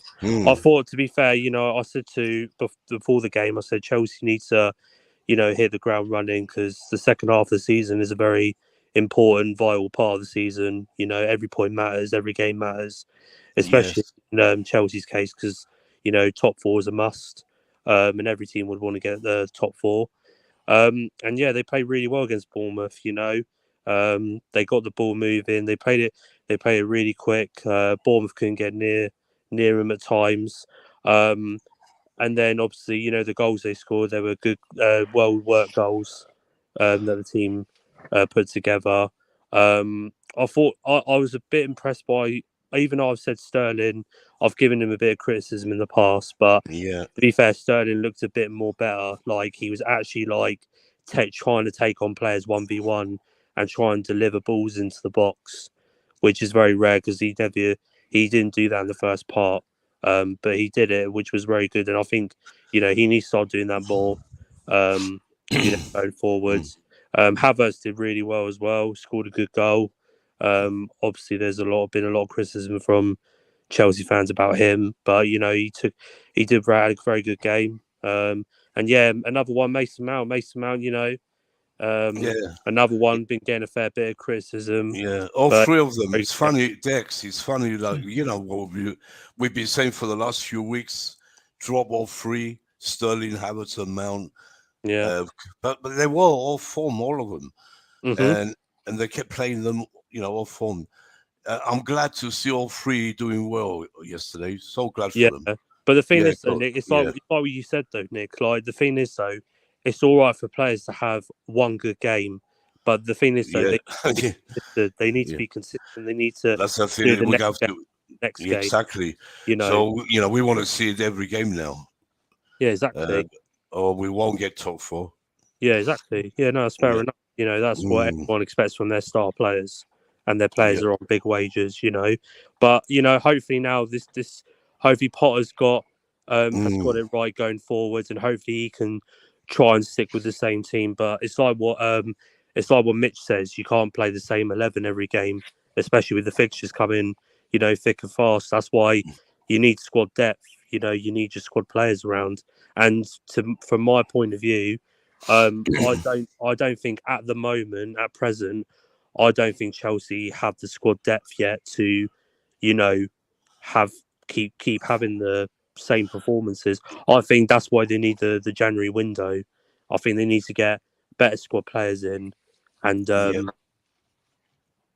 you know, the results can show it. But you know, we'll have to wait and see. But you know, hopefully Potter's got his eyes on the players, and hopefully he knows what he wants, because you know he's had his fair assessment out of the squads this season. He probably has an idea of who's good enough in his team and who isn't. You know, again, we'll have to see who goes out on the outing part, like who leaves on loan or whatever. But you know, it's important to point out though that, you know, regardless of what's going on, you know, it was good to see Chelsea actually, you know, playing some really good, fluent football for a change. I mean, yeah, good. Yo, Dex, have you heard the news about Jude Bellingham chose Real Madrid over Liverpool? Yeah, I did see that today. Told you weren't getting it, didn't I? Told you weren't getting him. Yeah, I know, but it's like when I'm going to use Nick's phrases. I'm going to use Nick's phrases here. It's all. I just love my Liverpool fans saying they're getting Jude Bellingham and Fernandes, and I'm a pat, and it's not happened. Yeah, we'll have to wait and see. I'll like Nick says, you know, unless the player is in the shirt and he signs on the dotted line, then you know nothing's concrete. But we'll have to wait and see. But yeah, hopefully we'll have to wait and see what goes on with Chelsea. It's a good comment for you, Dex, from OG. I like Dex's perspective. Yeah, very good. Do you know? I like. You know what? Me and Dex had a really good chat last night on the Space Twitter, and everything we were speaking about, we were just spot on. JK and everyone was like sitting there being quiet. Me and Dex just took over the show, didn't we, Dex? yeah. No, but yeah, it was a good chat. Good job. It was a good chat, man. I've actually got a question for Mitch, because I was here listening to him before I jumped in. Mitch, I told everyone this question about what do Chelsea need to do in the market, and in terms of like. Oh yes, I remember that last night. Do you think that Chelsea need to change their direction in the market in terms of going for younger potential players rather than when they went for the big money, big name signings? Do you think that they need to go down that route? Well, the thing is, do you put all your eggs in one basket? You're talking about this Enzo one again. It's 100 million sort of euro type thing. So do we go and get a 40, 50 million pound player like a Casiedo, or do we go all out and get this boy? What they're doing is they're buying a lot of young players, but they're a lot for the future. And what I read was for one of the hierarchy at Chelsea, we're going to get 3 first-team players in January. Mhm. Now, if we spend 100 million on Enzo, does that mean we're just getting him? Or are we going to get 3 players at a lower Yeah. level or a cheaper price? Because Mm. this defender we're getting in, he's no a lot of money. And if that Coney, I don't think he's as much money. So sometimes the stories are we're going to get these players, but we actually get a player at a lower price range. Now, if we're going to get gems, I want the sort of Canty type players where you get them for somewhere, the fantastic players, but we only pay 20, 30 million, maybe 40 million for. When we start going for the Declan Rices at 150 million and Bellingham's and things like that, I think it's unrealistic. And because and make sure they come and they don't perform. We've seen it before with other players. Yeah, because You most people look, complain yeah. about Havertz is because it costs 70 million. Now, it's no Havertz's problem that we paid 70, 80 million for him or whatever. But aye, that's the problem. You bring in somebody for a lot of money, you'd expect Yeah. them to be fantastic. But I do think they are going for younger players. So they've no went for Ronaldo because everybody thought Bolly would just went and got CR7. That's not happened. So maybe that's a good thing. I mean, I'd love to have Ronaldo on the team, but obviously he's old, all that kind of stuff. It costs a lot of money. Yeah. So so I don't know. I would as long as they're good players. I want 3 good players in to bolster the squad. So like, 'Cause yeah, you're right. You're right. It'd be great to get 3 players, Mitch. Yeah. we need top Yeah. we need top 4. I Yeah, was. Do you know what's interesting, Mitch? I said this question on Twitter last night. I said what Chelsea need to do in terms of the market. They don't need to like evaluate or change their plan entirely, but I think like the scale in the recruitment, they need to kind of like be a bit more smarter. Like go for players that are a bit more under the radar that their clubs won't expect and that are not going in for like Prem proven players, for example. Like if you take for example, like we went for Diogo Jota from Wolves. No one knew we were going for him, and when we did went in for him, everyone was questioning, going, "Oh, but Jota plays for Wolves. They're like a mid-table side. Like, is he going to be that good?" And we got him for like 30 million. He came to us, and now he's like arguably one of our best forwards at the club. Someone like that. I think like if Chelsea do that in the market, like for example, I said like a player like Trossard from Brighton, like if he ticks some of the boxes, like he's worked under Potter before. He knows the system and the style of play he wants to play. He's a winner, and Chelsea do need that, especially with Ziyech potentially going as well. And he's Prem proven as well. If you look at his Prem stats for Brighton, yeah, there might not be like amazing top goal scoring form players, but he can get you goals. And for Brighton this season, he has scored against some of the big teams. Like he scored against us, and he was like their best player against us at Anfield. So I think like someone like that would be good for Chelsea. I don't know what your opinion is on him. The 29-year-old's the main problem with that because indications are that we're going to go for around about 25-year-olds. And we're also going for boys that could improve in the next couple of years and become investments or be integrated into the first team. The 3 players we definitely need a right back now. We can't rely on Reece James to come back, and if he doesn't come back for another month, we're going to be struggling. I don't know, midfielder definitely. Do we get a striker? So and we're talking about João Felix. So is that going to be instead of a striker? I would take him instead of a striker, and just play a fluid front three. Yeah, that's a fair enough. But we also me and Dex last night were saying about would you take Joe Felix over Rafael Leao? And we was talking about this last night, weren't we? And I was saying about Trossard. Oh yeah. He's a Belgian player. I can't see him being the reference for our squad at Chelsea because you see these players who play in the like lower clubs like Brighton, and you see that Southampton's left back. Oh, what's his name? That's something Walker. Walker Peters. Walker Yeah, Peters. Walker Peters. So like you see all these players, like adapting really good for these clubs. But like the Southampton's still like losing streaks. But yes, Brighton's where they are now, like a bit of both. But we seem to get these like we've done it before. We've brought players in before, like Dex in the Premier League, and they've come to Chelsea and have never worked out for us, or they'll go to Liverpool, never work out for Liverpool.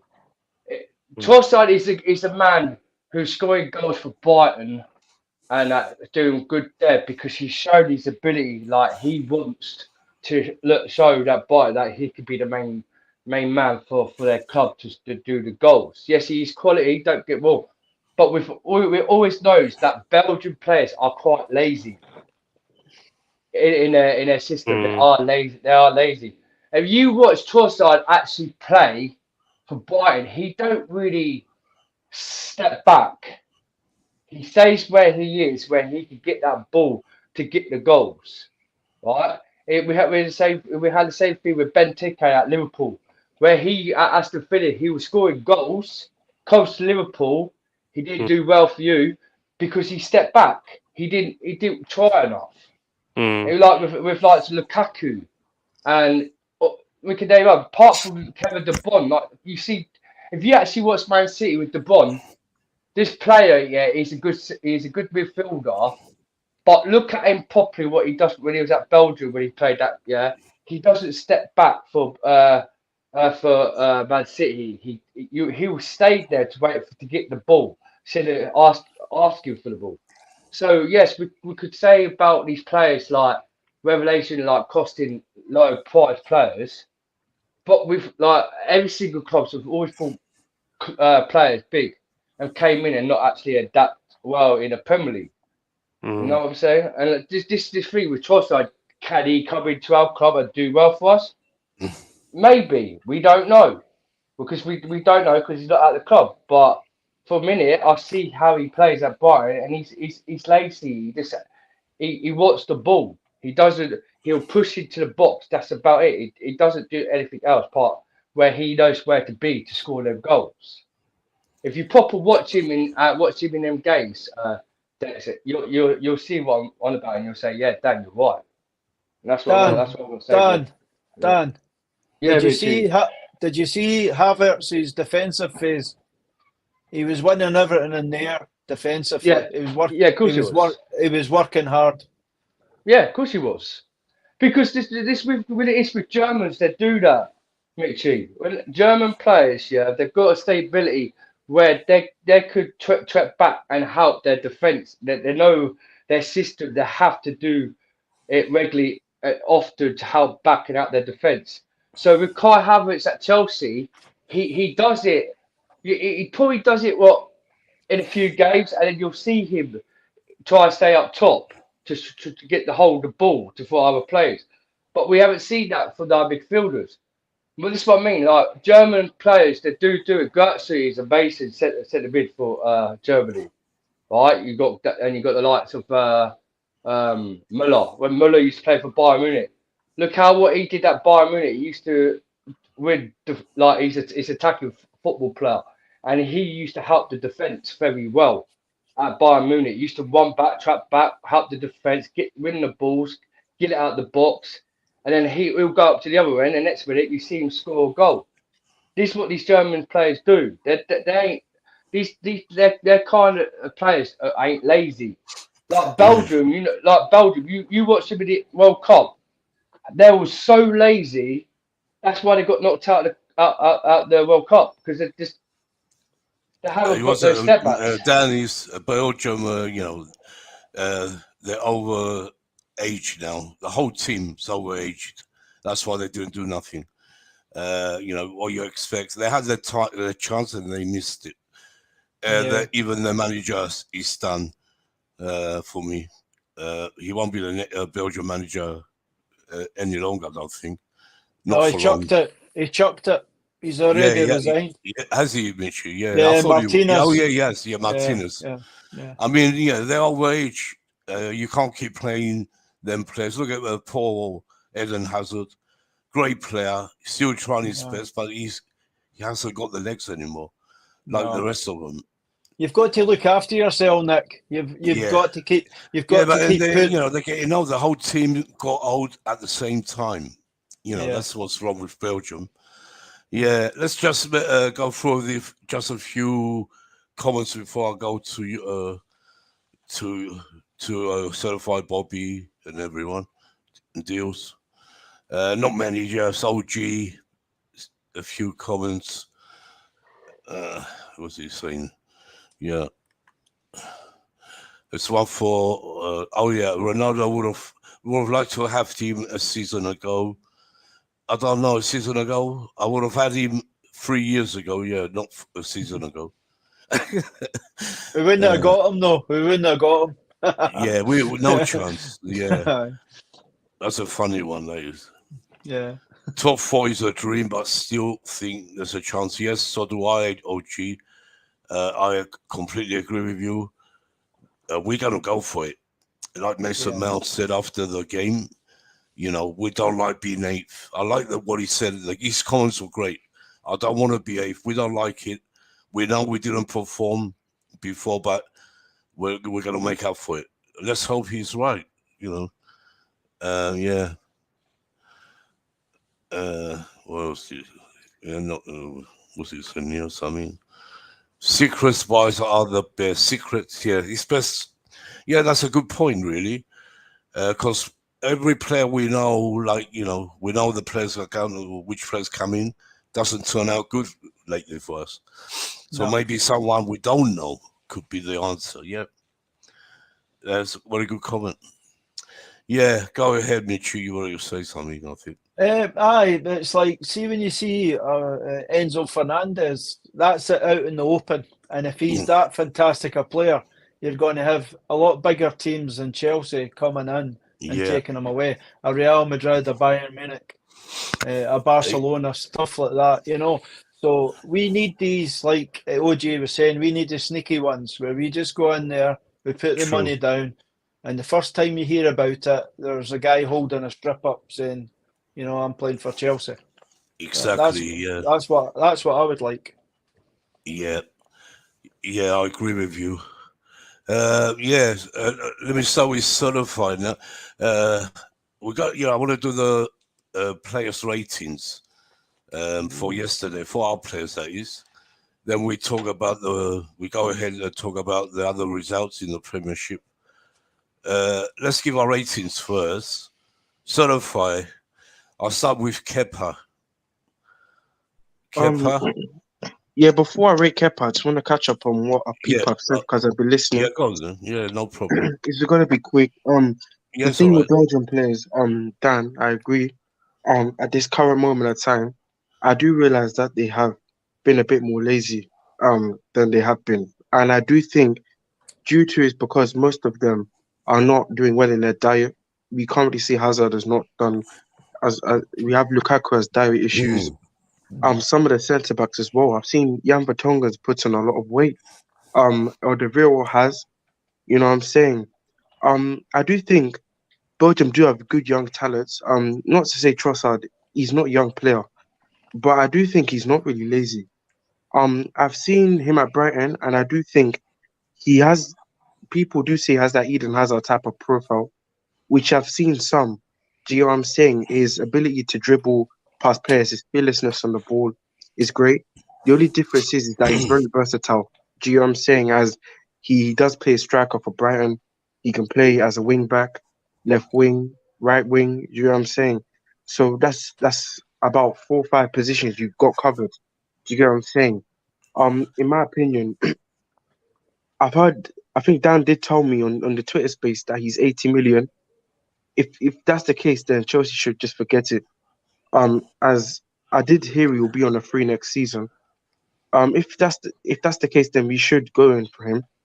I do think he'll be a more better option than Rafael Leao, as the guy, he's a good footballer. Don't get me wrong. The problem is his fees does not justify him at all. As we do need players that will press from the front. He can take on players, but I do think his creativity should be a bit more. Do you know what I'm saying? And a player of 150 million, we don't know really how much we ask of this guy.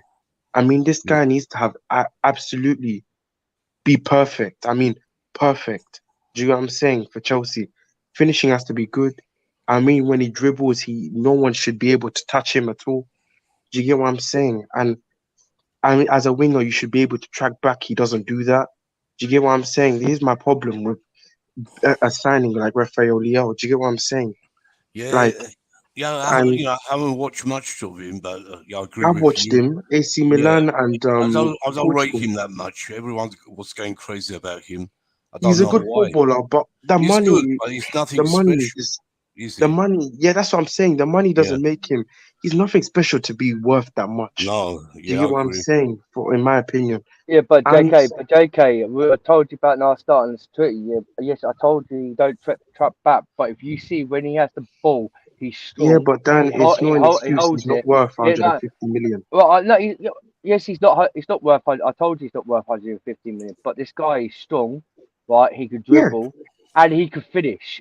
Once he takes that shot, it's in that net, no matter what. I've But the said that. thing is, yeah, Mm. he's better than honest truth, yeah. If I look at to Rafael and Trossard, right, Rafael is probably a bit better than Trossard by the mentality on his strength. Yes, he don't trap back. Looks like Trossard. He don't trap back. Yeah, he's just Trossard does track back. He's way hard. he does. He's way hard working Yeah. than When he plays left back, yeah, he probably does. But this guy, I've seen Trossard play for Brighton, and I've seen there's things, yeah, that people say he does, yeah, yes, But then just remember, if but Trossard's not but he tracking back, don't do he's hot. pressing. But he doesn't do a lot of pressing himself. He does. He does a lot of pressing. I'm He telling does. you, Dan. He does it, Dan. JK. The other thing, Please, Papa. Dan, His certified. work Sorry, let me rate. just tell.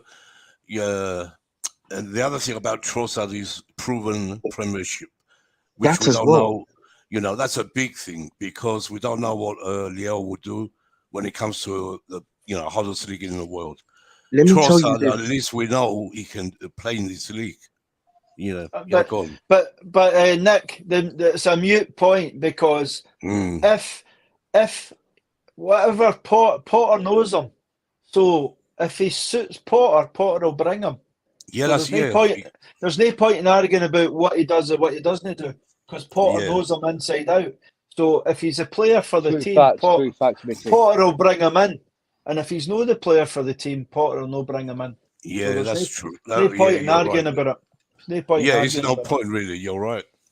Yeah, if Potter, Potter will know him better than all of us. So yeah, Nick, you're right. Can I just say, whether you like it or not, out of all of the wingers in the Premier League, you could Trossard has done the most off the ball, and it's a fact. I do like Go look at his stats. Go look at his stats in the Prem. I'm not disagreeing you on his stats, but this is the one season he's done really good. Let me finish. Yeah, let me finish. Dan. But let me tell you this: out of the two, do you know what will make more sense buying Leandro Trossard on a free? If he's on a free, I will take him. Forget Rafael Leao. Do you get what I'm saying? Because let me tell you this: at the end of the day, he's got more of the aspects of a winger than Leao has off the ball, and that's what's key to Potter's game plan. At the end of the day, we look at players with profile.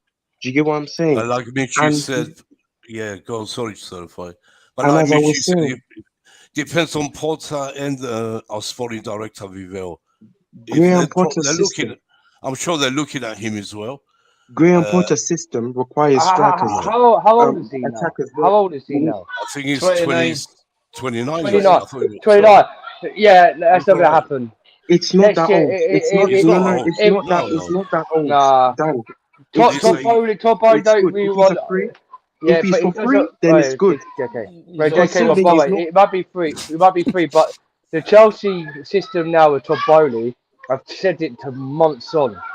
He doesn't want to bring higher experience over 30 years of age. He only got Koulibaly because not 30 years old. He's 29. But it'd be 30 next year. No, he's 29. Who said he was 29? Me. He's not 29. Okay. He's Oh, 28. if, okay. I want to check it because if he's 30 next year, yeah, it's not going to happen, no matter what, because they're not looking for. What do you 30, not think of João Felix? You think João Felix happens? João Felix will be a good option as well. Let me tell you why.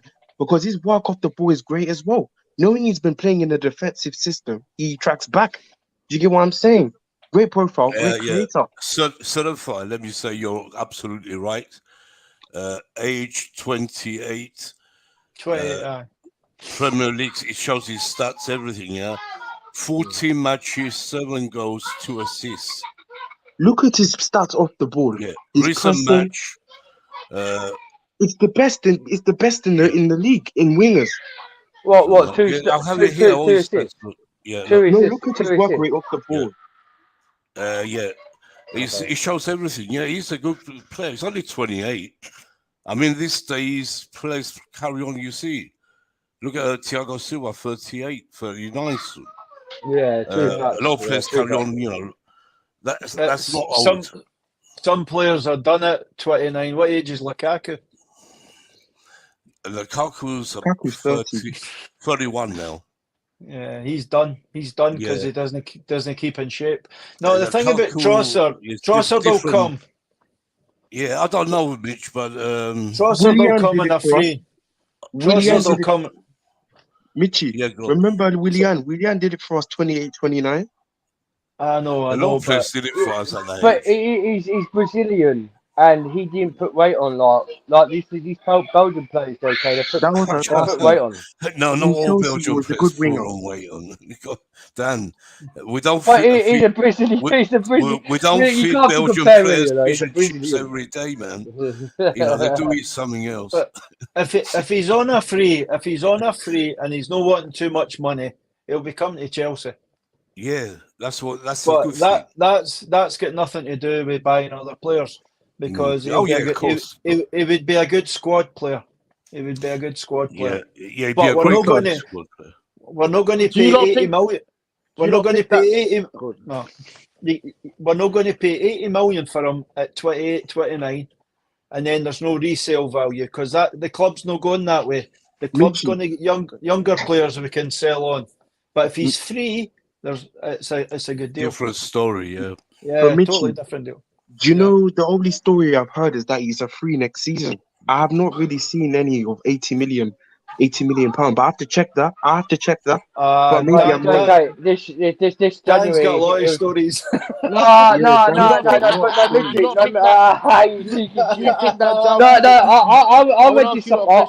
read this up. Yeah, up there. Yeah, if we get João Felix, where do you think he will play if he joins Chelsea? I know for a fact he will play on the wing, because you know the creativity in him is what's needed a lot at Chelsea. So it will be him and Sterling on the wing with Havertz up top. Probably. It depends. Yeah, probably. And then you've got Mason Mount as a 10. And then you've got Enzo Fernandez. Yeah. That's how. And then you've got probably Kone if he comes in. Fernandez. For me, Enzo Fernandez, I said, the pivot. Kone, I feel like if Chelsea bring in 3 midfielders, I feel like we'll be switching it up a lot, knowing the fact that we do need to play at least some if we don't get rid of any.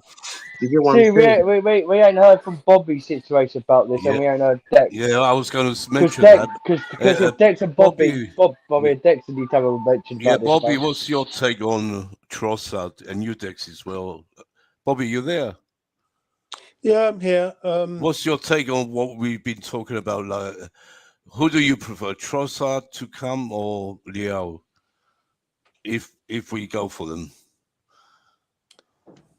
Personally, I would prefer Leao. I know Trossard is Premier League proven, and I know that he has shown qualities in terms of being able to.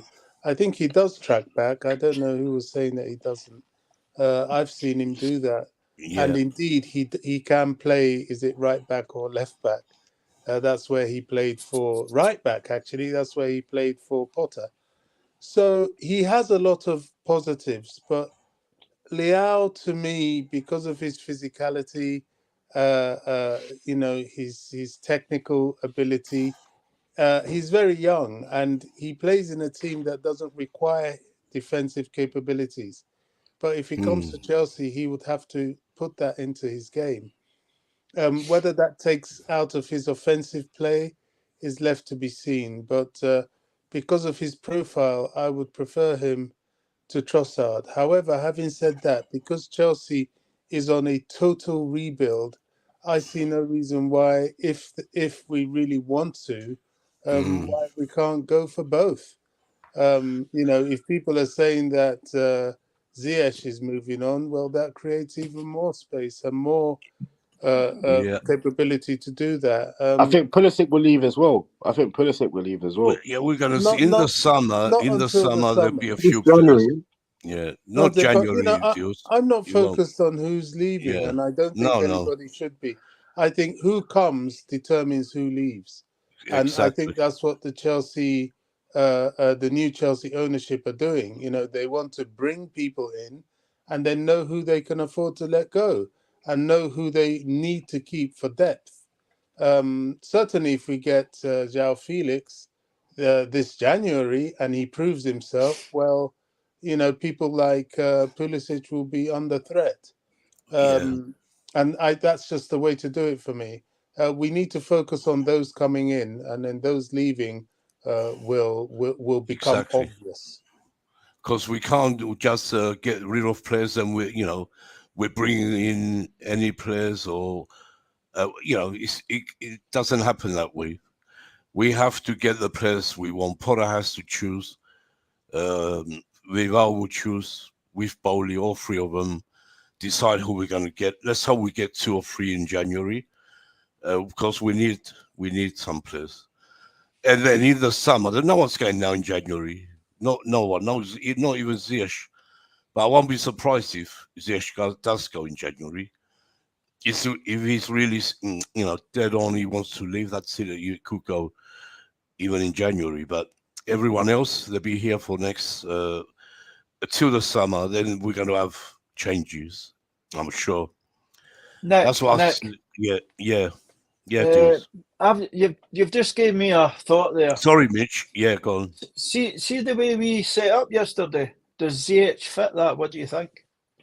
Yeah, for me, Ziyech, it wasn't the problem for me.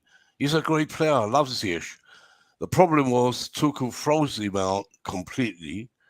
He lost confidence. When he came on, he just couldn't make it. He was down. The guy, you could see, was down.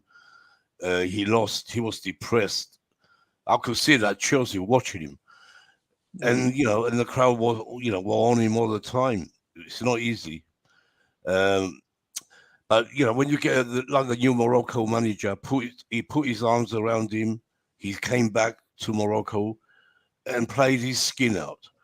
That's Ziyech. You need someone. Potter, I don't think Potter, saying bad things to him or freezing him out. I think he might give him another chance. But most probably they've already talked. And, if he said, I want to go, that's it. He ain't going to play him. But if Ziyech, give me a chance, I will prove to you and all that, I'm sure Potter would do that. Give him a chance, because Potter knows he's a good player. Everyone does. He was frozen out, wrong positioned, by Tuchel, too much. How, what games did he play? He came on 10 minutes, 20 minutes. The guy didn't get a chance. We ruined these players, I'm telling you, Yeah. But there was nowhere to play him. Yeah. It was Tuchel's tactics, Tuchel's formations. The tactics didn't suit him. Playing everyone out of position. In the end, he got him the sack. Yeah. But look at last night. Everybody played in their best positions and we were good. Yeah. But it's early days. It's early days. Yeah, Potter's got his thinking correct. He explained why, he couldn't play the right formations before because he was, because we had so many injuries. So it was hard for him to put every single player at the right position. And you see with Mason Mount, when he plays at the right position, he's a different player, like you said. He was Not good just last night, him. wasn't Yeah, he was good. We have peas to buy players like any other rival club he? has. They haven't got no Yeah. minerals. Yeah, so let's go back to Dex. Dex. What do you think about Trossard and Lau? Listen, they're good. They're both great players. They both. Which one would you prefer? I basically say Trossard just because I think getting Prem players is more. Yeah. Is what financially makes more sense. They know the league inside and out, so they don't need time to settle in or get adjusted. The only time they need to get settled in is to obviously learn, the manager's style of play. But with Trossard, he doesn't need to do that because he already played under par. So already that's a bonus anyway. But with Leao, he's young, but he's played in Serie A, and Serie A is a lot more slower paced, more tactical. It's not as fast as ruthless as the Premier League. It's not as physical as well. I know Bobby said that Leao's a physical player, but the thing is though, like when you come up against defenders in the Prem, the physicality is a lot more different to Serie A, a whole lot different. You're playing against defenders like Van Dijk, Ruben Diaz, all these defenders, and will Leao be able to, gel in and be able to get settled into. It's a risk, big risk. Big risk, and also it's big a lot. risk. And also, AC Milan won't let him go cheap either. They won't. I think they rate him at like 100 million, something like that. Ridiculous. It's more than that. It's 150. See, look, 150. It's so crazy. It's like what Mitch said about Enzo Fernandez. Would you pay 100 million for a young player who's may have a lot all the potential in the world, but is it worth the gamble? Oh, hang on. Oh, I just got something off my phone. Apparently, Dex. Yeah. I'll give you 15 quid for Enzo. Would that be enough? I don't know. But basically, it's just been confirmed. I just got a notification off Twitter. Apparently, we've signed Gakpo. The club. Oh, you have now. They've you just have.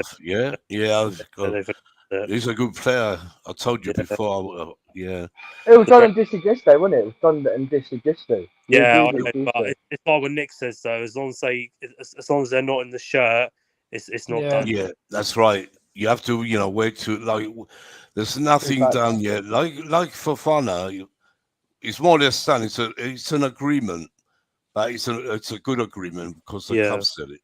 Don't listen to these journalists. What they say. They're total shit. I don't believe in them. I never read what they say. Never believe them. Unless I see it from Chelsea, I don't say he's a Chelsea player. But like Dex says about Gakpo. Oh I'll just Sky Sports do come up that Liverpool Sky Sports are worse than Twitter. What you it just come up that they've decided there's no side Gakpo. If you will believe in them two idiots on Sky Sports, you know the main two. What's his name? Dan, you should become a journalist. You make great money. I'm not even joking. He always believes everything. He always believes everything. Mitch is a Tottenham fan. He gave me £5 to buy their club because I'm a journalist. He's not a Tottenham fan, yeah. I know. Yeah. No. I'm saying. I'm just saying. He told me about Tottenham, and that's why I bought the club for £5. Chelsea for a pound. They're not worth £5. You get Chelsea for a pound. You get. I was going to say as well. I got another. I wanted to ask Mitch as well. This one. You said that Chelsea need a midfielder. I've just seen something. I've come across something on when I was looking through the transfer stuff. Sorry, Dex. Sort of like take over for a while. I'm just gonna. Okay. 10 minutes. Yeah. Nick.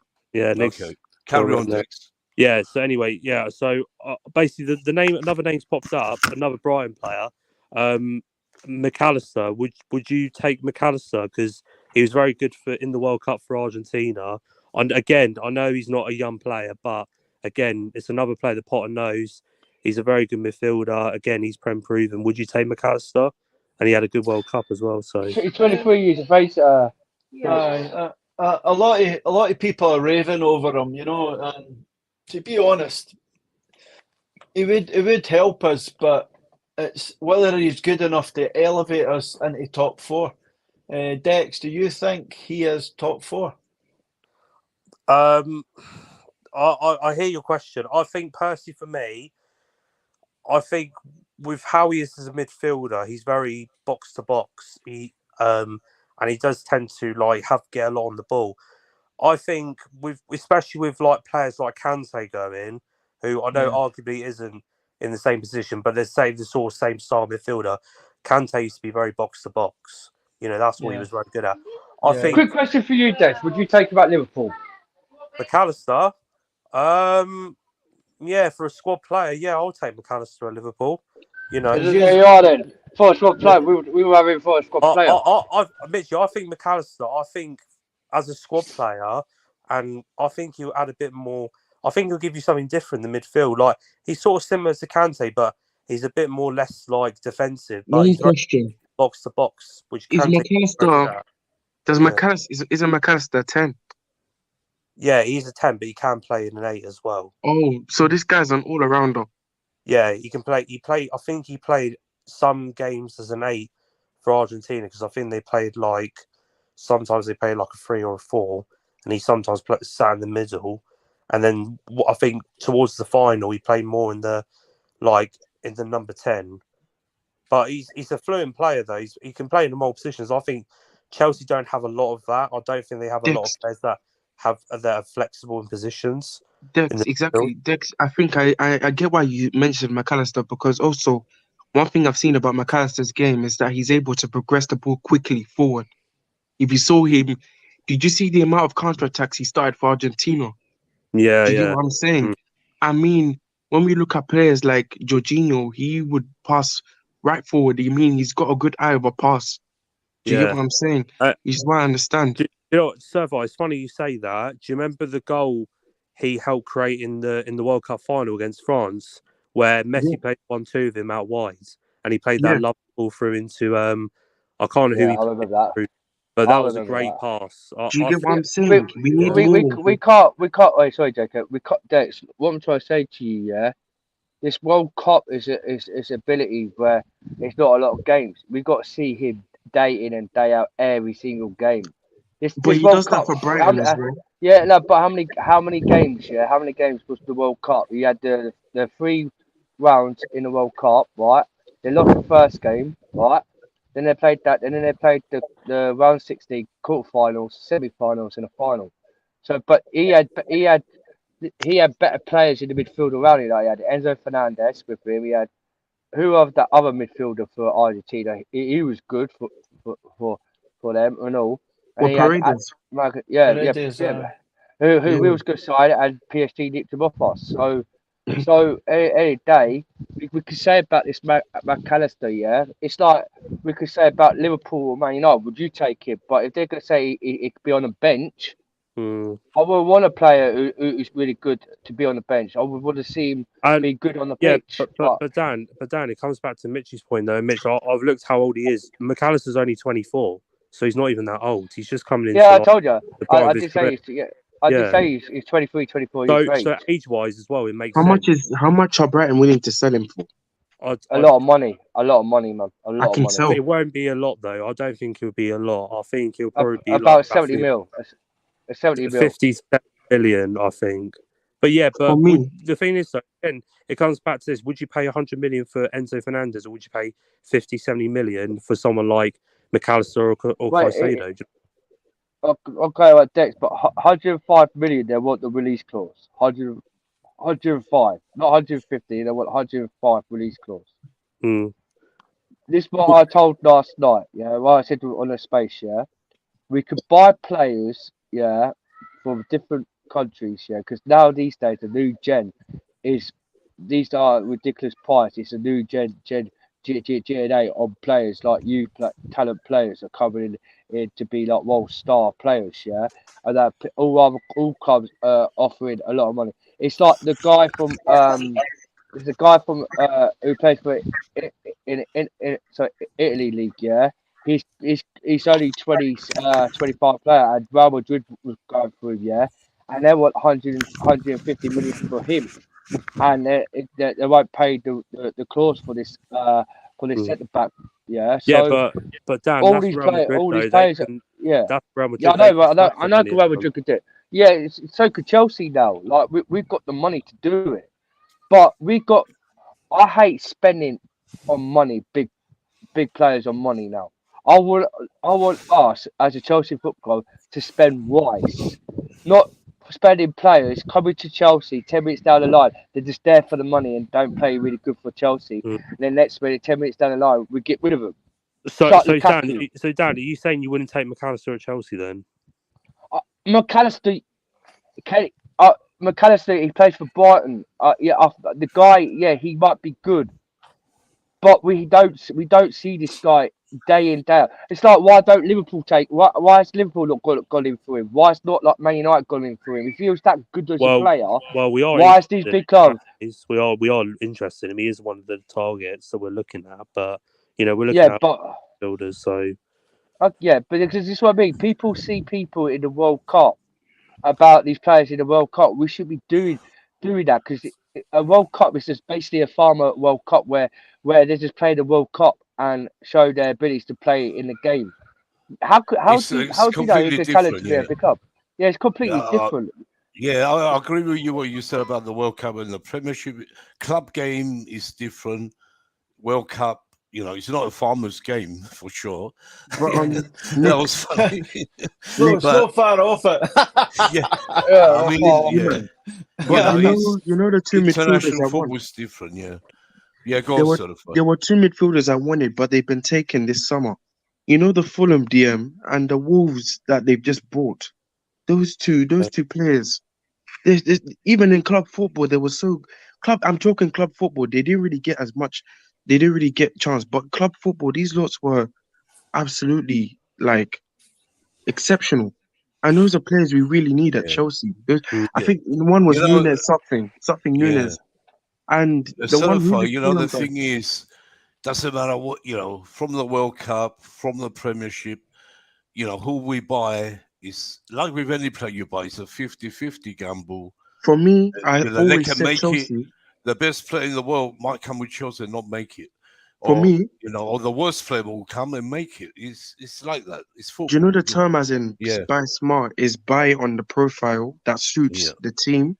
Therefore, you do not have to have any problems because of a certain game plan. Do you get what I'm saying? Like Pep. Pep is a unique manager. Like that. Scout like the way his Pep's like that. Different. We used to have a good scout. Man City bought big names. Let me tell you this. Man City, they bought big names. If you look at Cancelo was a big name before joining Man City. Do you know what I'm saying? But they did a swap. They did a swap deal with Danilo from Man City. Yeah, but my point. They played less cheap. My point is, Dan. My point is this: they know that their profile will suit Pep's system. They play tiki-taka football. Cancelo thrives off tiki-taka football. I've watched Juventus in the past. Like someone says, sort of. If you remember someone here on the Blue Stand. Remember Stav when he came on? Yeah. Like he said, it's up to the manager. You can buy any players or even the players you have. You have to. It's up to the manager to get them going. But Nick, that's his job. On your point though, Nick, about what the manager wants here, do you think Potter's fully involved in the transfers, or do you think he leaves it to the board members? Because we talk about all this stuff about the manager, what he wants and stuff like. No, I think they're all together with the sporting director now. The new scouting people. They're always, except Vival, he's a sporting director. The rest of them are from Brighton, and they're all his friends. So, I'm sure they talk together. He said it himself. He had a meeting the other day with the owners, about everything. But Yeah, for they're me, backing him. Yeah, they're Nick, backing him. So let's see what he does. for me, Yeah, Nick, Yeah, I've been looking at the scouting plan for Chelsea, and you know, most of these players that we're talking about, Enzo Fernandez, Kone, um, all the Leaos, Trossard, everything. Okay, I don't know the noise was going on. that's Mitchy doing something. Oh, okay. Yeah, Sorry, it's a delivery coming. yeah, Okay. that's good. Yeah, I heard that. No He good. isn't. For Sorry. me, Nando's, guys. Nando's. Oh yeah, go. Nando's. What it is, it's Mitchie's girlfriend telling him he's got to get off the bed now. It's my wife. What's that? My dinner's Yeah, ready. she's. Yeah, go on, carry on, certify. Yeah, yeah. So what I was saying, what did I think I forgot. Okay. What I was saying is that if I look at the scouts, most of these players we're targeted to now is from our scouts. Do you get what I'm saying? And exactly. I'm Yeah, assuming those are players Graham Potter wants.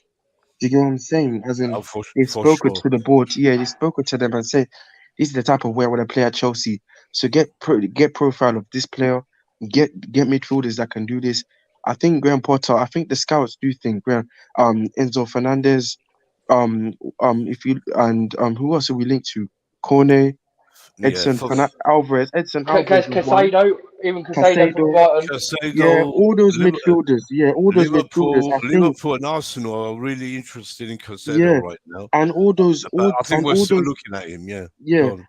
and all those midfielders, I think, is what I think those are the midfielders that can suit and they can make Potter's system thrive.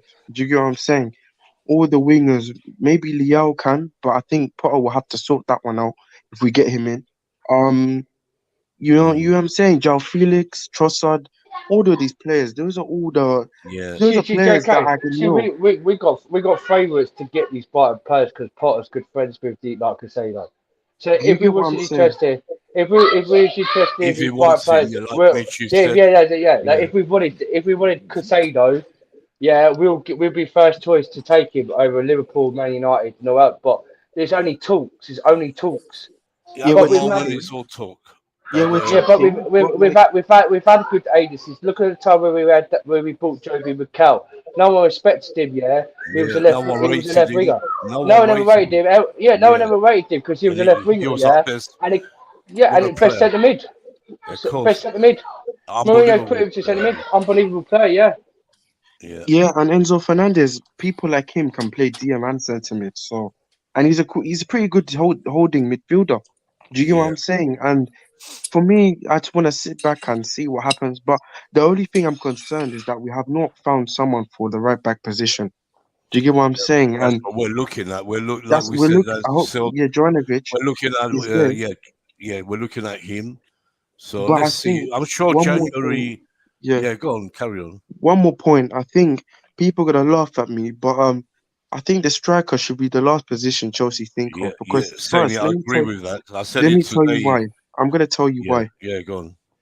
Once we get the creativity sorted and we bring in goal scoring midfielders, etc., Leandro Trossard, um, if Liao comes in, or if a João Felix comes in, you know what I'm saying, and we have our midfield sorted, we've got the creativity, and then therefore you've got that striker position left, and all you have For to buy sure. is that target man that can finish them, and That's what. that'll Yeah, complete the team. I that's think what I that's what was saying Chelsea, today. yeah, unless Chelsea focus on the creativity aspect and we get that right back, we get all everything, we get our wingers and they're creating, or we have, if we still manage to keep Havertz and he's missing chances, maybe there'll be the time to bring in a striker that can start. You know what I'm Yeah, saying? I Maybe a think big name all striker. these players, Havertz, Pulisic, they got all season, this season, to prove to us that they want to play and want to be at Chelsea. We don't need a striker. I don't think we need a striker. We have Aubameyang as well. We can manage. It's a No, we create, do like need you a said. striker, but not for this Not season. yet, Let's not look, right not now. yet. We need Not for creative. next season.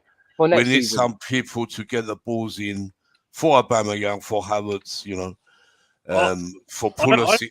like it's a number 9 really. I think it's more of like a Yeah, Firmino, more like a false 9 centre forwards, someone that could create 4 goals. I think that's what they Yeah. need. Right now, we have to concentrate on the right back and the midfield. For me, really.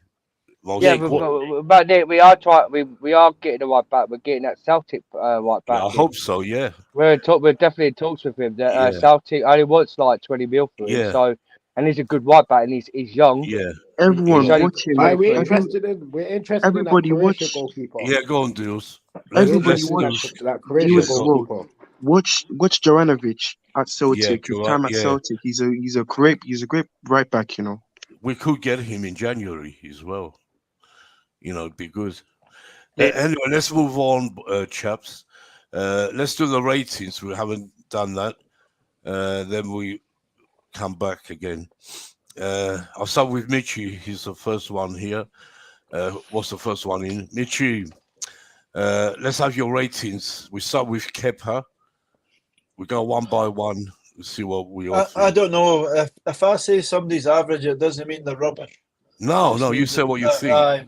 Aye, Yeah. but if I say somebody's average, it doesn't mean they've had a poor game. No, It just no. means- Of course It not. means they've Lie, had a Mitchy. poor- You lie, Mitchy. Don't lie now. So I think Kepa was okay. He had a few shots to make, but they were sort of straight at him and stuff like that, So he never Yeah. did anything wrong. So I would give him maybe a solid 7. James Fair was enough. James Yeah, was go on. okay when he came on, and he put a good through ball. I can remember. Apart from that, he was just steady. I think he wasn't at his best. He wasn't on the form he was before he got injured. But obviously, he's been injured for a while. Cucurella, I think that was promising. I thought he came on a bit, and I seen him linking up a bit better and stuff like that. So I was quite happy with him. So I would give James a 7 and Cucurella a 7. Silva, Yeah. I would say, was about an 8 because he's really good, but he did that crazy ball. Remember that crazy ball he put right across the box, and the defender the attacker nearly got it. It was like Yeah. bagatelle. Yeah. So he made an error there, which was quite a big error. So I'll give him an 8 anyway. Koulibaly, I thought was steady. His touch isn't 100% for me, but he's solid and he's a big guy and he defended well. Georgie played okay. The midfield was under the radar for me. I didn't really notice it, which is strange because what I said yesterday was I noticed the midfield. It's usually a big part of how we play. And I thought it was good that we didn't focus on that. The ball was getting sprayed about a bit more. But after the game, some people posted stats, and Georgia had really good stats. Zakaria had really good stats, winning the ball back, winning duels, all these type things. So that flew by me in the match, and I never really noticed it. Mount, I thought, had a very good game. He did a lot in the final third. He was doing a lot of this passing, little through ball, stuff like that. And that's what we've been missing lately. And it was good to Yeah. see somebody who can actually do it. Because Kovacic can't do it, Jorginho can't do it. Okay? So we need somebody like Mount, whether it's Mount or somebody else, we need somebody there that can link up into attack. And I thought he was really good. How many marks did you give Jorginho and Zakaria? I would give them both 8s, even though I didn't notice it at the time. I think that was a big part of how that was a big part. What is that shit? What is that shit club? Anyway, Dan, let's carry on, please, with this. Yeah, go on. I thought that was a big part of why we played so fluidly. It's because the midfield were passing the ball a bit quicker than normal. They done the job. Now, that bypassed me. I never really noticed it, and I'll need to watch it again and see what you guys are talking about. But I'll take it on faith that they were a big part of it. Mount, I would give them both 7s. Mount, I would give an 8 because he was really good. There was nothing negative. I remember him losing a ball once or something like that. But negativity-wise, I can't see much. Sterling was really good, but he was only really good the first half. I think he tired in the second half. And see, when he tired, his decision-making went and he started losing the ball and stuff. So I think there's a fitness issue there. He needs to sharpen up a bit. And because he didn't look fit, did he? Yeah. No, he didn't look fit at all. He's no lasting 90 minutes. Pulisic tried really hard, but he got fouled all the time. So I would give Sterling a 7, and I would give Pulisic a 7. but it's a bit of a weak 7 because there was no end product. But saying that, he made a good run and he should have had a penalty. Yeah, So, and the other one is Havertz. Havertz, I would give an 8 because he got the goal, which is very important. He was getting stuck in up front. He was linking up, and defensively, he was winning headers and doing a lot of stuff to help the team. yeah, So Aspie came on, and I think he was about a 6, but he sort of worked away, but it was nothing special. Gallagher, I never really noticed. Although he had the chance to score and he could have laid it off, but he tried to bend it. And I think he just kicked it off a defender. Auber, I can't remember him kicking a ball. Did Auber come on at the end? I've got him doing as coming on. Chalobah come on and Oh, Aspie came on. Chalobah. Yeah, Right. I never really noticed Chalobah either, but no, I he would didn't say have much. 10 minutes, I think, did he? yeah, I think it was a great team performance because the form the team had been in, it was a big turnaround, and with the new formation and all that, I think it really worked. The problem I've got is it's going to take a few weeks to bed in because they looked a bit tired. They couldn't do it for 90 minutes. So that means that we have to get ahead in games. If we go behind, we don't know what's going to happen. Yeah, Dex. But Okay. I was pleased overall with most of I'd say all the team's performance really. I thought we played quite well. Me too. Yeah, let's certify. Let's go to you next. Yeah. Let me just be quick because I need to go soon. Yeah. So, All right, yeah, go on. and just a disclaimer. For me, for not being harsh, but I don't think any player deserves to go past an 8 because their performances were all good, not exceptional. Do you know what I'm saying? Oh, Like, yeah. it was great performance. You know what I'm saying? But no player was exceptional. So you give them all 7? Not really. Okay, so Yeah, Kepa gets a 7. Reece James gets a 5.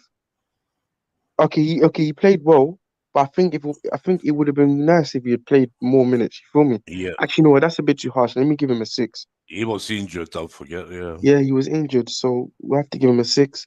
Koulibaly 5. Thiago Silva 6. Cucurella 6. Jorginho 6. Zakaria 7. Sterling 6. Pulisic 5. Mount 8. Havertz 8. Yeah, that's it. Interesting. Yeah. I understand that. Let's go to Bobby. Yeah. Yeah, what's your ratings, Bobby, for My the players? ratings: Kepa 8. Thiago Silva, wasn't that happy with him, 6. Koulibaly, bit shaky, 5. Reece James 8 for the time he was on. As injured as he was, he still influenced the team so much. He did, yeah. Cucurella 7. Jorginho 5. Zakaria 8. Pulisic 7. Mount 6. Sterling 6. Havertz 9. Players that came on: Aubameyang 2. Gallagher 3. Yeah. They hardly played.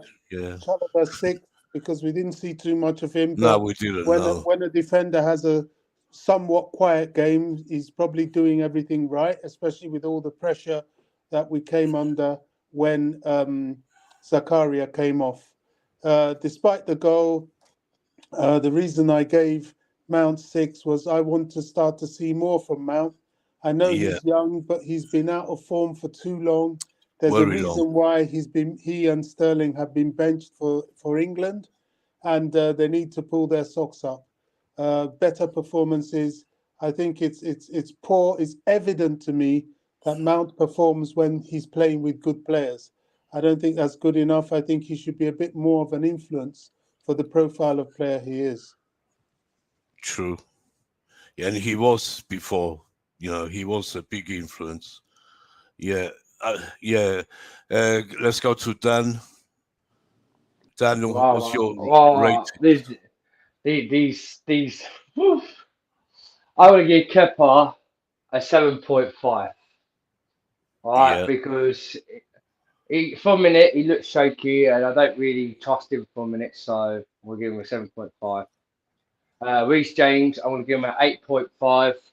I'm going to give Thiago Silva a 9 because he had the best pass accuracy in the game, class at centre back, and he was good at centre back, and he's got all the best stats for the game. So I'll give him a 9. Koulibaly, I'll give him an 8 because he did a good ball and he did well. So he did actually play well. So I'll give him an 8. Cucurella, I'll give him. I'll also give him a 7.5 because he did well. He was a bit sluggish, but he did defend well sometimes and got the ball. Sakuya, I'll give him a 9. No, actually, I'll give him an 8.5 because he did do really class. Apart from that one mistake from the pass, that I think he did actually well. Help the defend and all. So he did really good. So he's got an 8.5. Jorginho, I'll give him a 6. I don't see he actually did well. Not really pathetic for me. He had a good game, but there was no creative what he did for the attacking. So Mason Mount, I'll give him a 9 for scoring a beautiful Buddy Mason goal. What a goal! He was on there on time. He played well. He should have been on the man of the match, or Kai Havertz, or Thiago Silva. But Mason, oh my God, what a goal! No excuse. He's been off for England, but he was outstanding yesterday for Bournemouth, and he deserves to get a 9 from me for that. Sterling, I'll give him an 8 I'll give him an 8.2 because he did do well. He tracked back and he did an assist for Kai Havertz for that wonderful, beautiful ball in the box to Havertz to score the goal. So yeah, he did well. He did well. He got the assist for that, so I'll give him about 8.2 for that. Pulisic. I'm going to give Pulisic a hard one. I'm going to give him a 7.5 because he did do well. It wasn't that bad. He won he should have got the penalty, but he got fouled so many times. He fell on the floor like a kid, but like just stand up yourself. Half there weren't really like hard tackles, and he still fell over. But apart from the penalty, he should have the penalty where he got pulled from his shirt. I'll give him a 7.5 for that. Then Kai Havertz.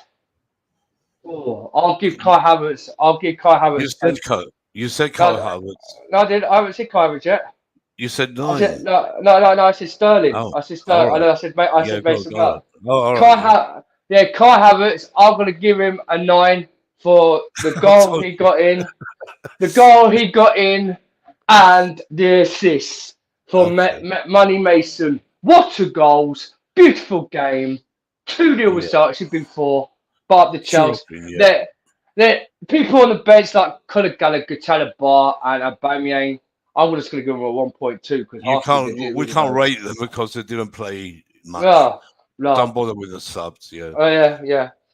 Okay, that's me done. All right. Yeah, Dex. You saw some of the game. Oh, he's gone. Dex is gone. Let's go to Deals. Deals. Yo. What's I'm gonna go rating? with Kepa. I'm gonna go with Kepa. Kepa had an outstanding game. I felt that Bournemouth never really troubled him, so I'm gonna give him a 8.0. I think he got 8. I think I'll give him an 8. Reece James. I'm gonna give Reece James a 6 because he never played half of the game. So I'm going to give Reece James a 6. Silva, I'm going to give Silva a 7 because of the passes that he was making. So I'm going to give Silva a 7. Koulibaly, I'm going to go with a 6. He was too rushed for me. Yeah, it was. Cucurella, I'm going to go with a 7.5. 7.5, Cucurella. Jorginho, I'm going to go with Jorginho 6 for me. Mm-hmm. I think Jorginho was a bit poor on the ball going forward. And I think that obviously the first goal, he created the first goal as well. So I felt that he was good going forward at the first goal. But then as the game come on, it's like he goes back to the progressive sideways passing. So I'm gonna give him a 6, Jorginho. Zakaria, I'm gonna give Zakaria 8 because he played very well. I felt that he was not making a lot of mistakes. He only made a few mistakes by passing the ball wrong, but he could have done better through a few times. But I'm gonna give him an 8. Mm-hmm. Okay. Sterling, Yeah. I'm gonna give him a 8 because he was making runs. He was making aggressive runs, and he was playing link up play. He gave a link up play to Havertz's goal, so I'm going to give him an 8. Havertz, I'm going to give him a 8.5 because he done well of his goal. Obviously, link up play again, passing the ball right off the ball as well. And he was aggressive. That's what I saw from Havertz. He was more aggressive than usual. So yeah, I'm gonna give him a 8.5. Pulisic. Well, Pulisic was not really good on the ball. Running at their defense, I didn't think he was that great. I think that he could have been better if it wasn't for I think the formation never suited him. That's what I think. Yeah. I don't think the formation suited him. So I'm gonna give him a 6.5. Pulisic. Yeah. Mason Mount, I'm gonna give him a 9 because he scored the goal and he promised us that he was gonna come back great and the team was gonna come back great, and that's the reason why I'm gonna give him a 9 because his link up play was very good. Even off the ball as well. When he was off the ball, he was making the tracking back what he does normally, what you see from him normally. He looked like the Mason Mount back in the day. So, yeah. Yeah. Then as a team, I'll give it a 9. Team performance. Yeah, it wasn't bad. It was a good performance. Yeah, I agree. Yeah, Dex. Yeah, hello. I wanna- got yeah. kicked out for some reason, but yeah. Yeah, team reigns. Kepa, I'm gonna give Kepa a 7. He saved some good shots and he did have a 2 all-round game. Koulibaly, I'll probably give him a 6 because I think he could have done a little bit more, and I think he kind of switched off towards the ends of towards the second half of the game. Thiago Silva, I'll give him a 7. I thought he'd done his job well. Reece James, I think Reece James deserves an 8. I thought he was very good and influential on the right, especially when he was on. It's unfortunate that he got injured again. Cucurella, I'll give Cucurella a 7. He didn't do too bad. You know, he's done his job at times. He could have done a lot more better going forward, though. But, you know, midfield, I'd give Zakaria. I was actually quite impressed with Zakaria. I'll give Zakaria a 7.5. I thought he'd done his job very well. He won the ball back a lot of times. He was very strong and physical. Won a lot of his battles in the middle, which is very good to see. Mason Mount, I'll give Mount a 7. I know he had a very good game, but I think I want to see, like Bobby said, you know, I'm giving Mount a 7 just because I think I want to see him do a lot more going forward. I don't want it just to be like a one-off game thing. Yeah, of course. You know what I mean? And then Jorginho, I'm going to be brutally honest with Jorginho. I'm going to give Jorginho a 5.5. I thought he was a bit poor, especially like he was losing a lot of 5-10 yard passes in the middle, which were very easy to make. And I think he could have kept the ball a lot more better, especially when he got pressured in the middle a lot of times by Lerma and that. He just kind of got unfazed. Front line, Sterling, I'll give Sterling a 7. A bit more confident on the ball, getting at players, trying to make stuff happen. Again, like Mason Mount, hopefully he can be a bit more consistent and do that on a daily basis going forwards. Havertz, I'll give Havertz an 8 because I think the goal he scored and the assist were very good. And I thought his overall game going forward was very good as well. And then Pulisic, I'll give Pulisic a 6 because I think out of the whole 3, I think he could have done a bit more. Like most of the time, I think he was holding back a little bit too much, like trying to go while going forwards. I think he needs. I think a bit more brave on the ball because that's what Pulisic. I see from Pulisic. He's a bit more braver at the ball, and he gets at players more as well. I think at Bournemouth he didn't do a lot of that. I think he tried to play it too easy and simple, try to keep possession. But yeah, that's just my ratings. Yeah. I mean, all of you, I agree with a lot. I'll just say mine very quickly. Kepa, didn't have hardly anything to do, but when he did have to, that one save kept the scoreline 2-0.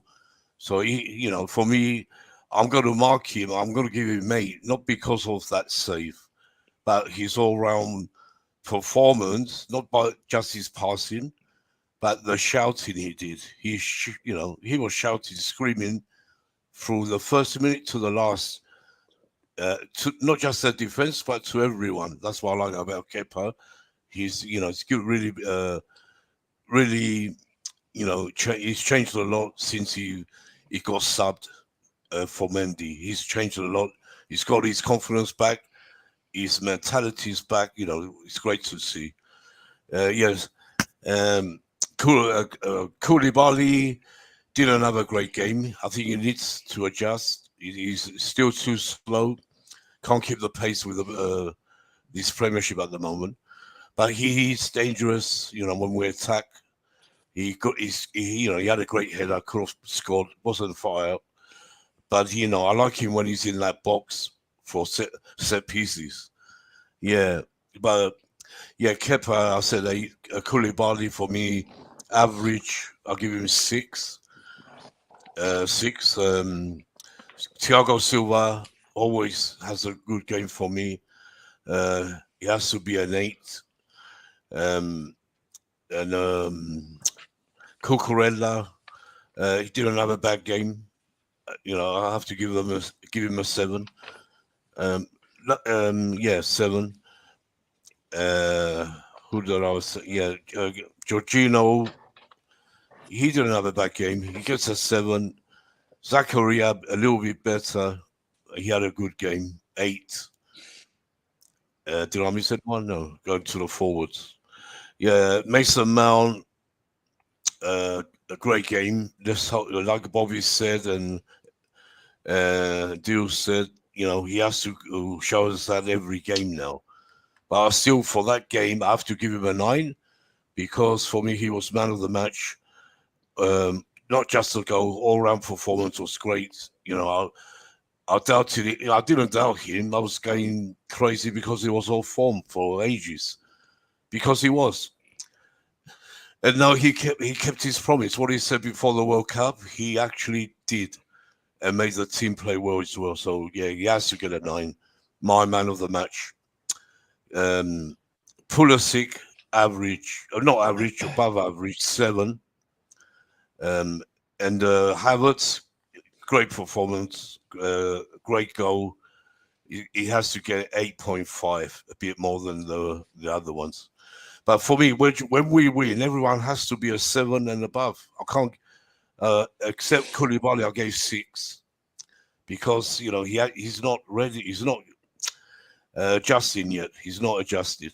Yeah, and I won't mention the subs because they didn't hardly play any minutes.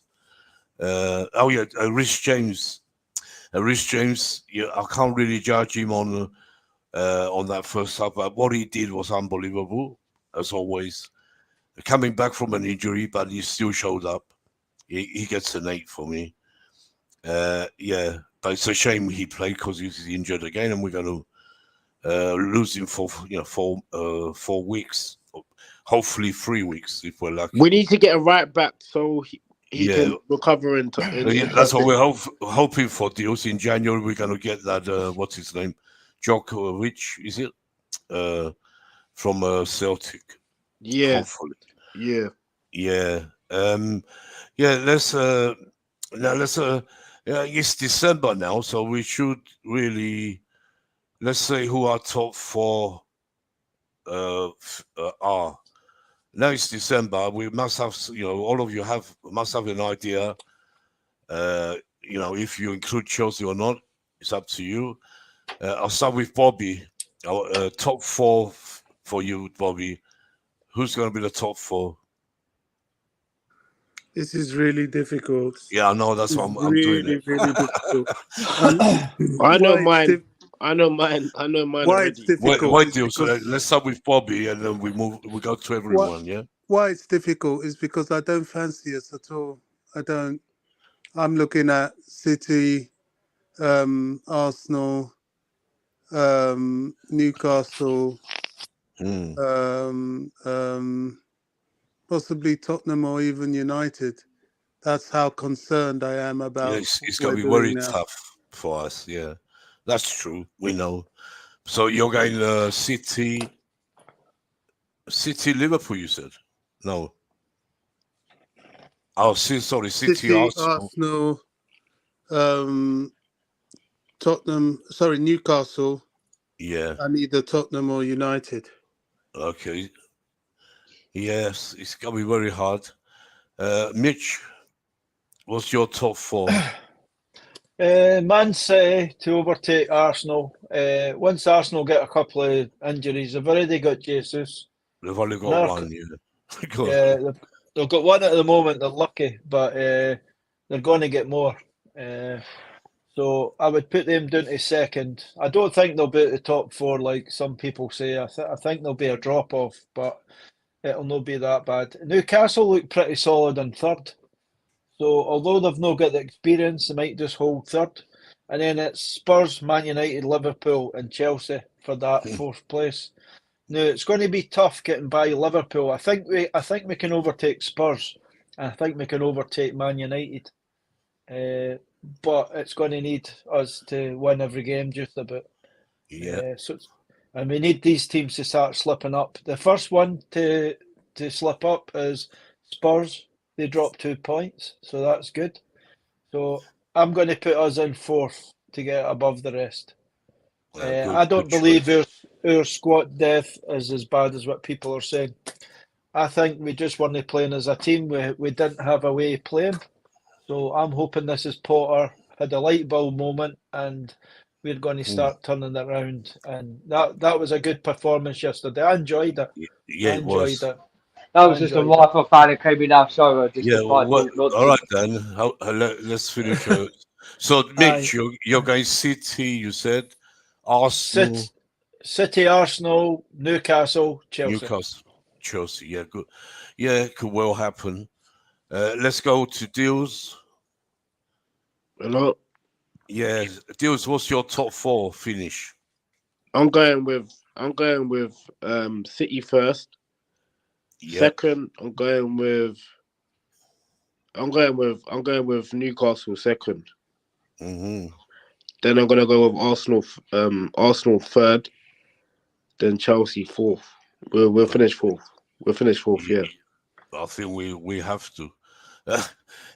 Dan, are you there? Or are you going to have a Yeah, I'm here. All right.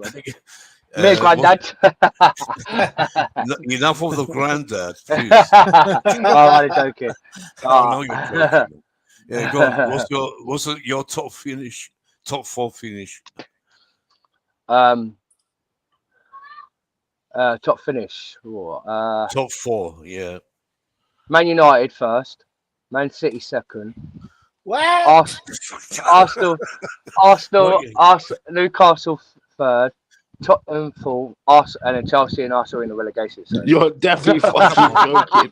I think you're joking. Right. No, I'm joking. You've had too much to drink. Too much to drink. Yeah, I see he was drinking. Oh, come on. I had to run with that. Okay, Man City. Yeah. Okay, Man City first. All right. Then Tottenham second. Yeah. Chelsea. No, go Arsenal third. Chelsea fourth. Then Man United. Yeah. We don't care. Okay. Oh, what about Liverpool? Liverpool's going to finish 10th this season. Don't worry about that. So you're going with City. You said City, Arsenal. Who's third? No, Man City. Yeah. Man City. Tottenham, yeah. Arsenal. I don't really want. No. Right. No, I'll go Man City. I'll go Man City. Right. Arsenal. Even though I don't like Arsenal, but I think doesn't matter. You have to go what you think the top 4 is. We don't. Yeah, go on. So I'll go Man City. I'll go Man City. I'll go Man United second. Right. Chelsea third. Tottenham fourth. Then that's it. Okay. All right. Yeah, I'll tell you mine. Before Bobby knows, a lot of you here know Deals. Well, I was saying, at the start of the season, when Tuchel was there, I was saying we're going to finish second. When Tuchel was there, but when he got sacked so quick, we had Potter come in, changes here, there. I had to change it. So I was sticking with Man City for the league, like I said at the start of the season. Second is going to be really tight with Newcastle and Arsenal.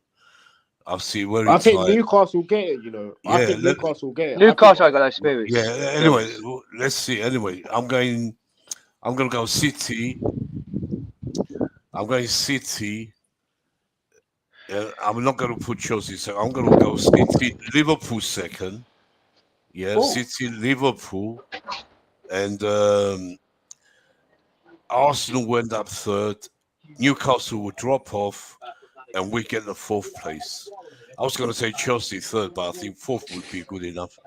So yeah, City, Liverpool.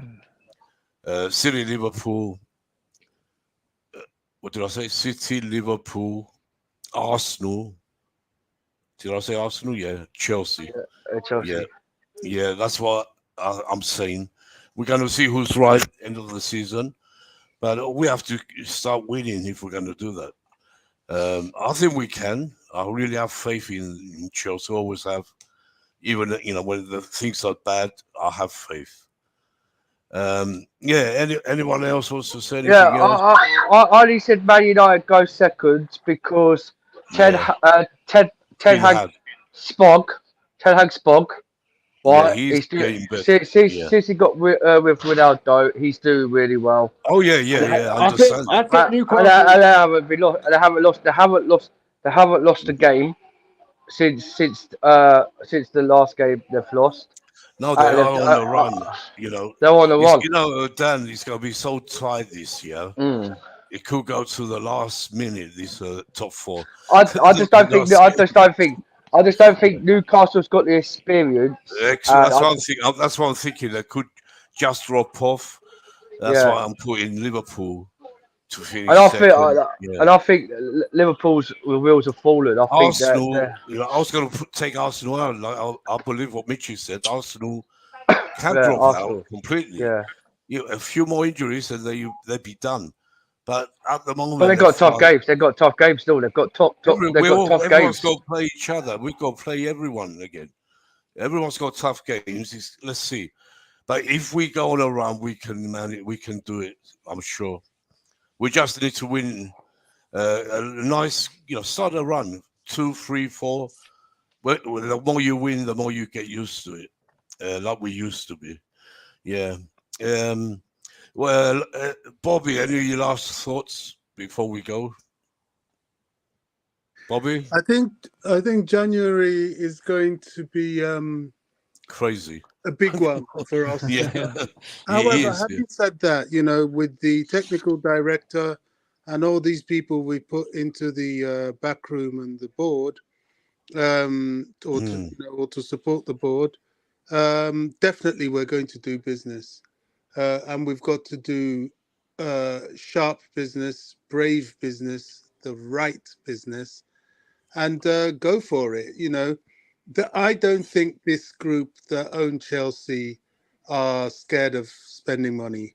If they have to, they will. They're not going to waste money. But, all these people that come, Real Madrid's after him and yada, yada, yada, that means nothing to these guys. They can compete. They can compete with anyone. Trouble is now, get the players we need. Keep a little eye out for FFP for all it's worth, if it even means anything these days. And I think that will determine our season. Apparently, who we bring in January will determine our season. Bobby, apparently, I just read something that we're not looking to get Enzo on the money now because of the FFP. Yeah, where do you read that? I don't believe any of that. No, Fabrizio, there's leverage. Fabrizio just come out saying it. He says everything. He said that Chelsea in the afternoon. He said we had. I'm not focusing on any of these. I don't believe them. Bobby. Counter me either. Stories, I don't believe that negative either. Stories. No. I don't believe that. Into that. My carry eyes on, Bobby. On who they are going to bring in, and I think that's very important. And they know they have to bring players in. Period. Yeah, I agree. Anything else, Bobby? No, that's it from me. Yeah. So okay. Don't listen to that Fabio. Earlier it came out that we paid 105 to him. Yeah, and that's when it's coming out that. That's all rubbish. All these journalists that don't know nothing. Anyway, Mitchie, what's your last thoughts? My last thoughts is every single player you hear about, you've got brown envelopes for either side of the equation, giving you 100%. Stories.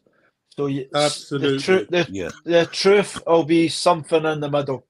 It's like Enzo. One person saying 100 million. The fact might be it'll be 50 million.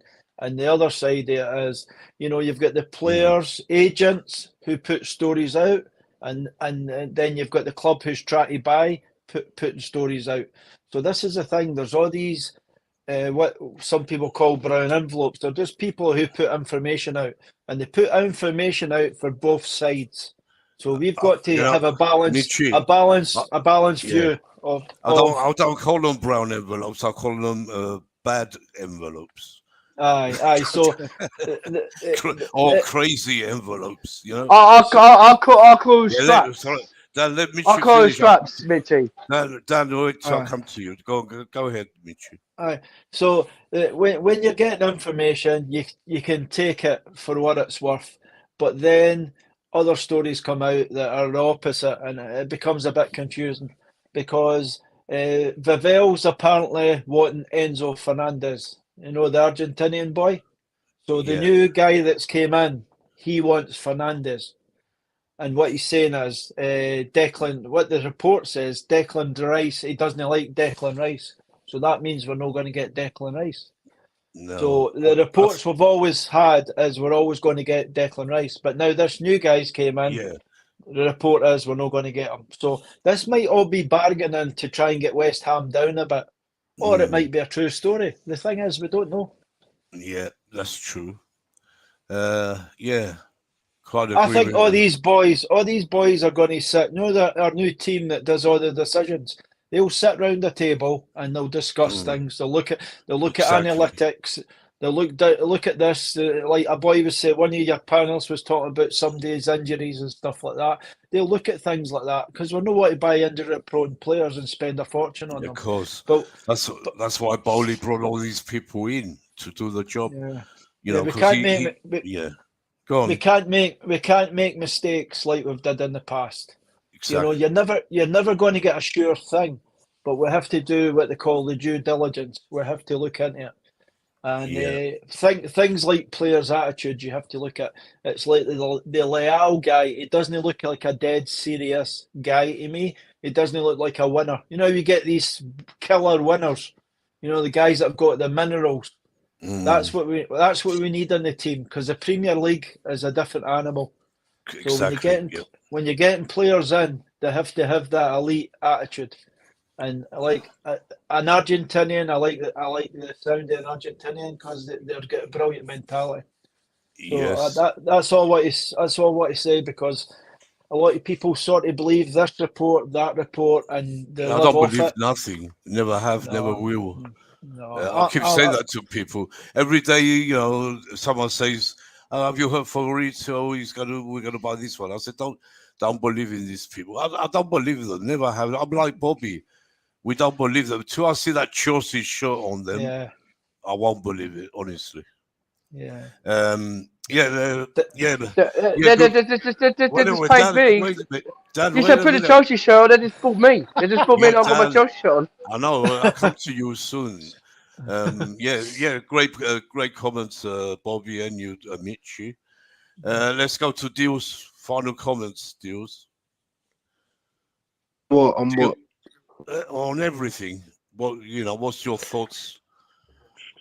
Everything we talked about. Anything. I feel that like obviously going into the second half of the end of the season, I thought that we need to be more ruthless in our decisions on matches. I thought that if we're more ruthless in games and passing the ball correctly and scoring goals, and we need to score more goals to make the points add up as well. Because remember, it could add up to goal education to get top four as well. Remember that goal difference, for goal sure. difference.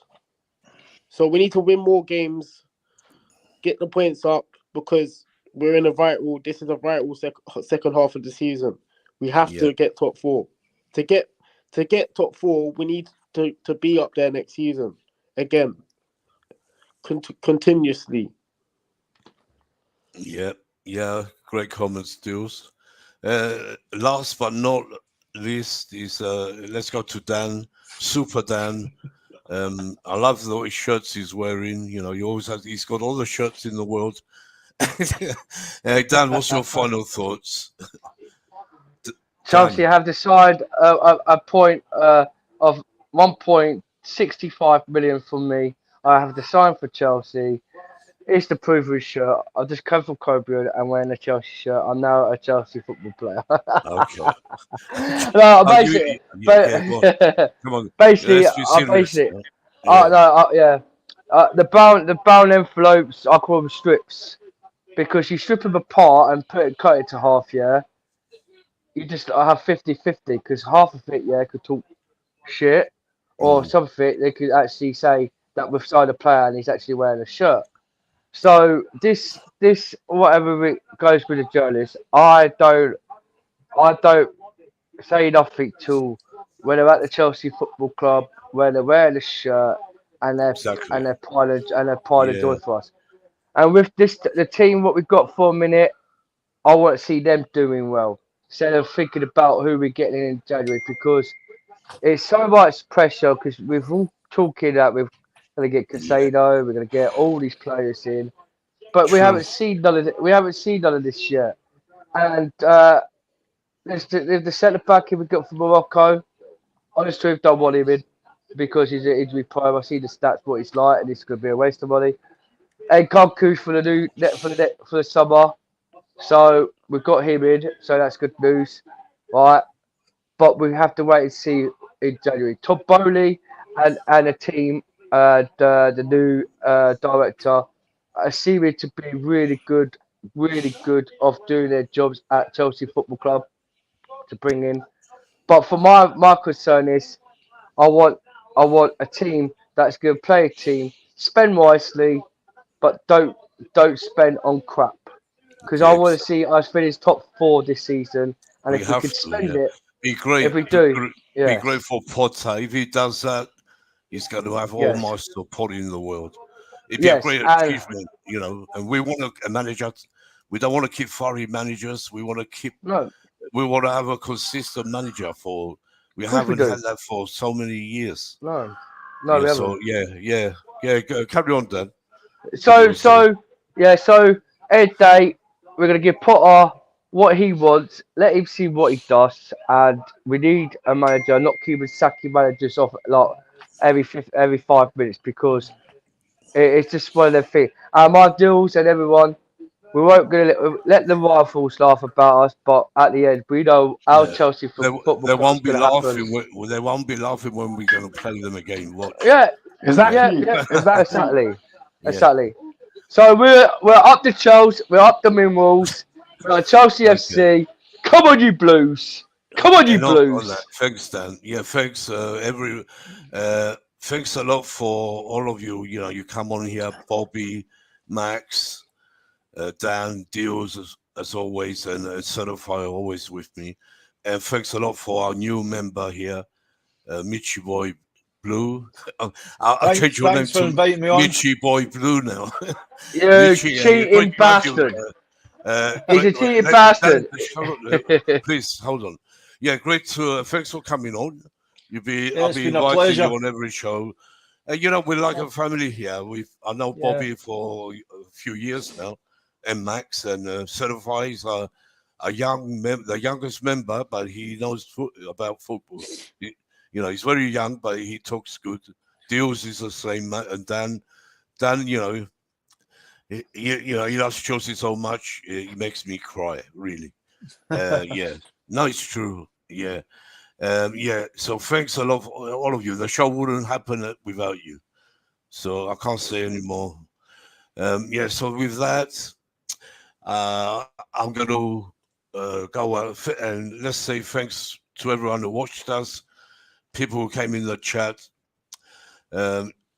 Thanks a lot for the people who subscribe with us. Thanks a lot. You know, we're still a new channel. We're trying to move up, but we need everyone's help to move forward. And this is a genuine Chelsea fan show, nothing else. I love Chelsea Football Club, as everyone knows. Most people do. You see my comments on Twitter and everywhere. So, yeah, and thanks for everyone who watched. With that, I'm going to go out. We came in with the Liquidator, the great anthem of Chelsea. And we're going to go out because we have to with blue as a colour. Yeah, so thanks a lot. God bless everyone and everywhere, wherever you are in the world. Cheers. So let's go out with blue as a colour because it's the best song ever. Yeah.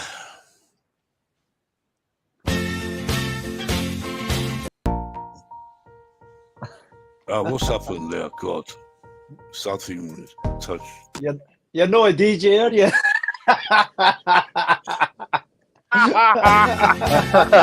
Hey, Nick, do you want to put my one on Alexa? No.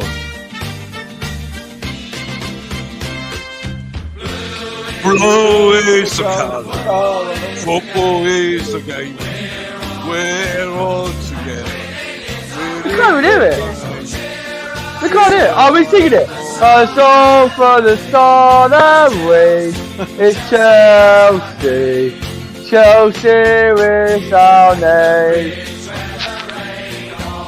Here at the bridge, every rain or shine, all the time. Really, welcome as we see. Well, we see. I can't remember it. We see yourself, we welcome everyone. Hey, blue is the colour, football is the game. We're all together, and winning is our aim. So cheer us up for the sun and rain. Go Chelsea, Chelsea is our name. Woo! Burnley, wear your blue and see us welcome. Sing loud and clear so the enemy's fun. See Chelsea everywhere. Oh, blue is the colour. I think we have to give our day job singing. And just play the music because we sound like cats. Is it working?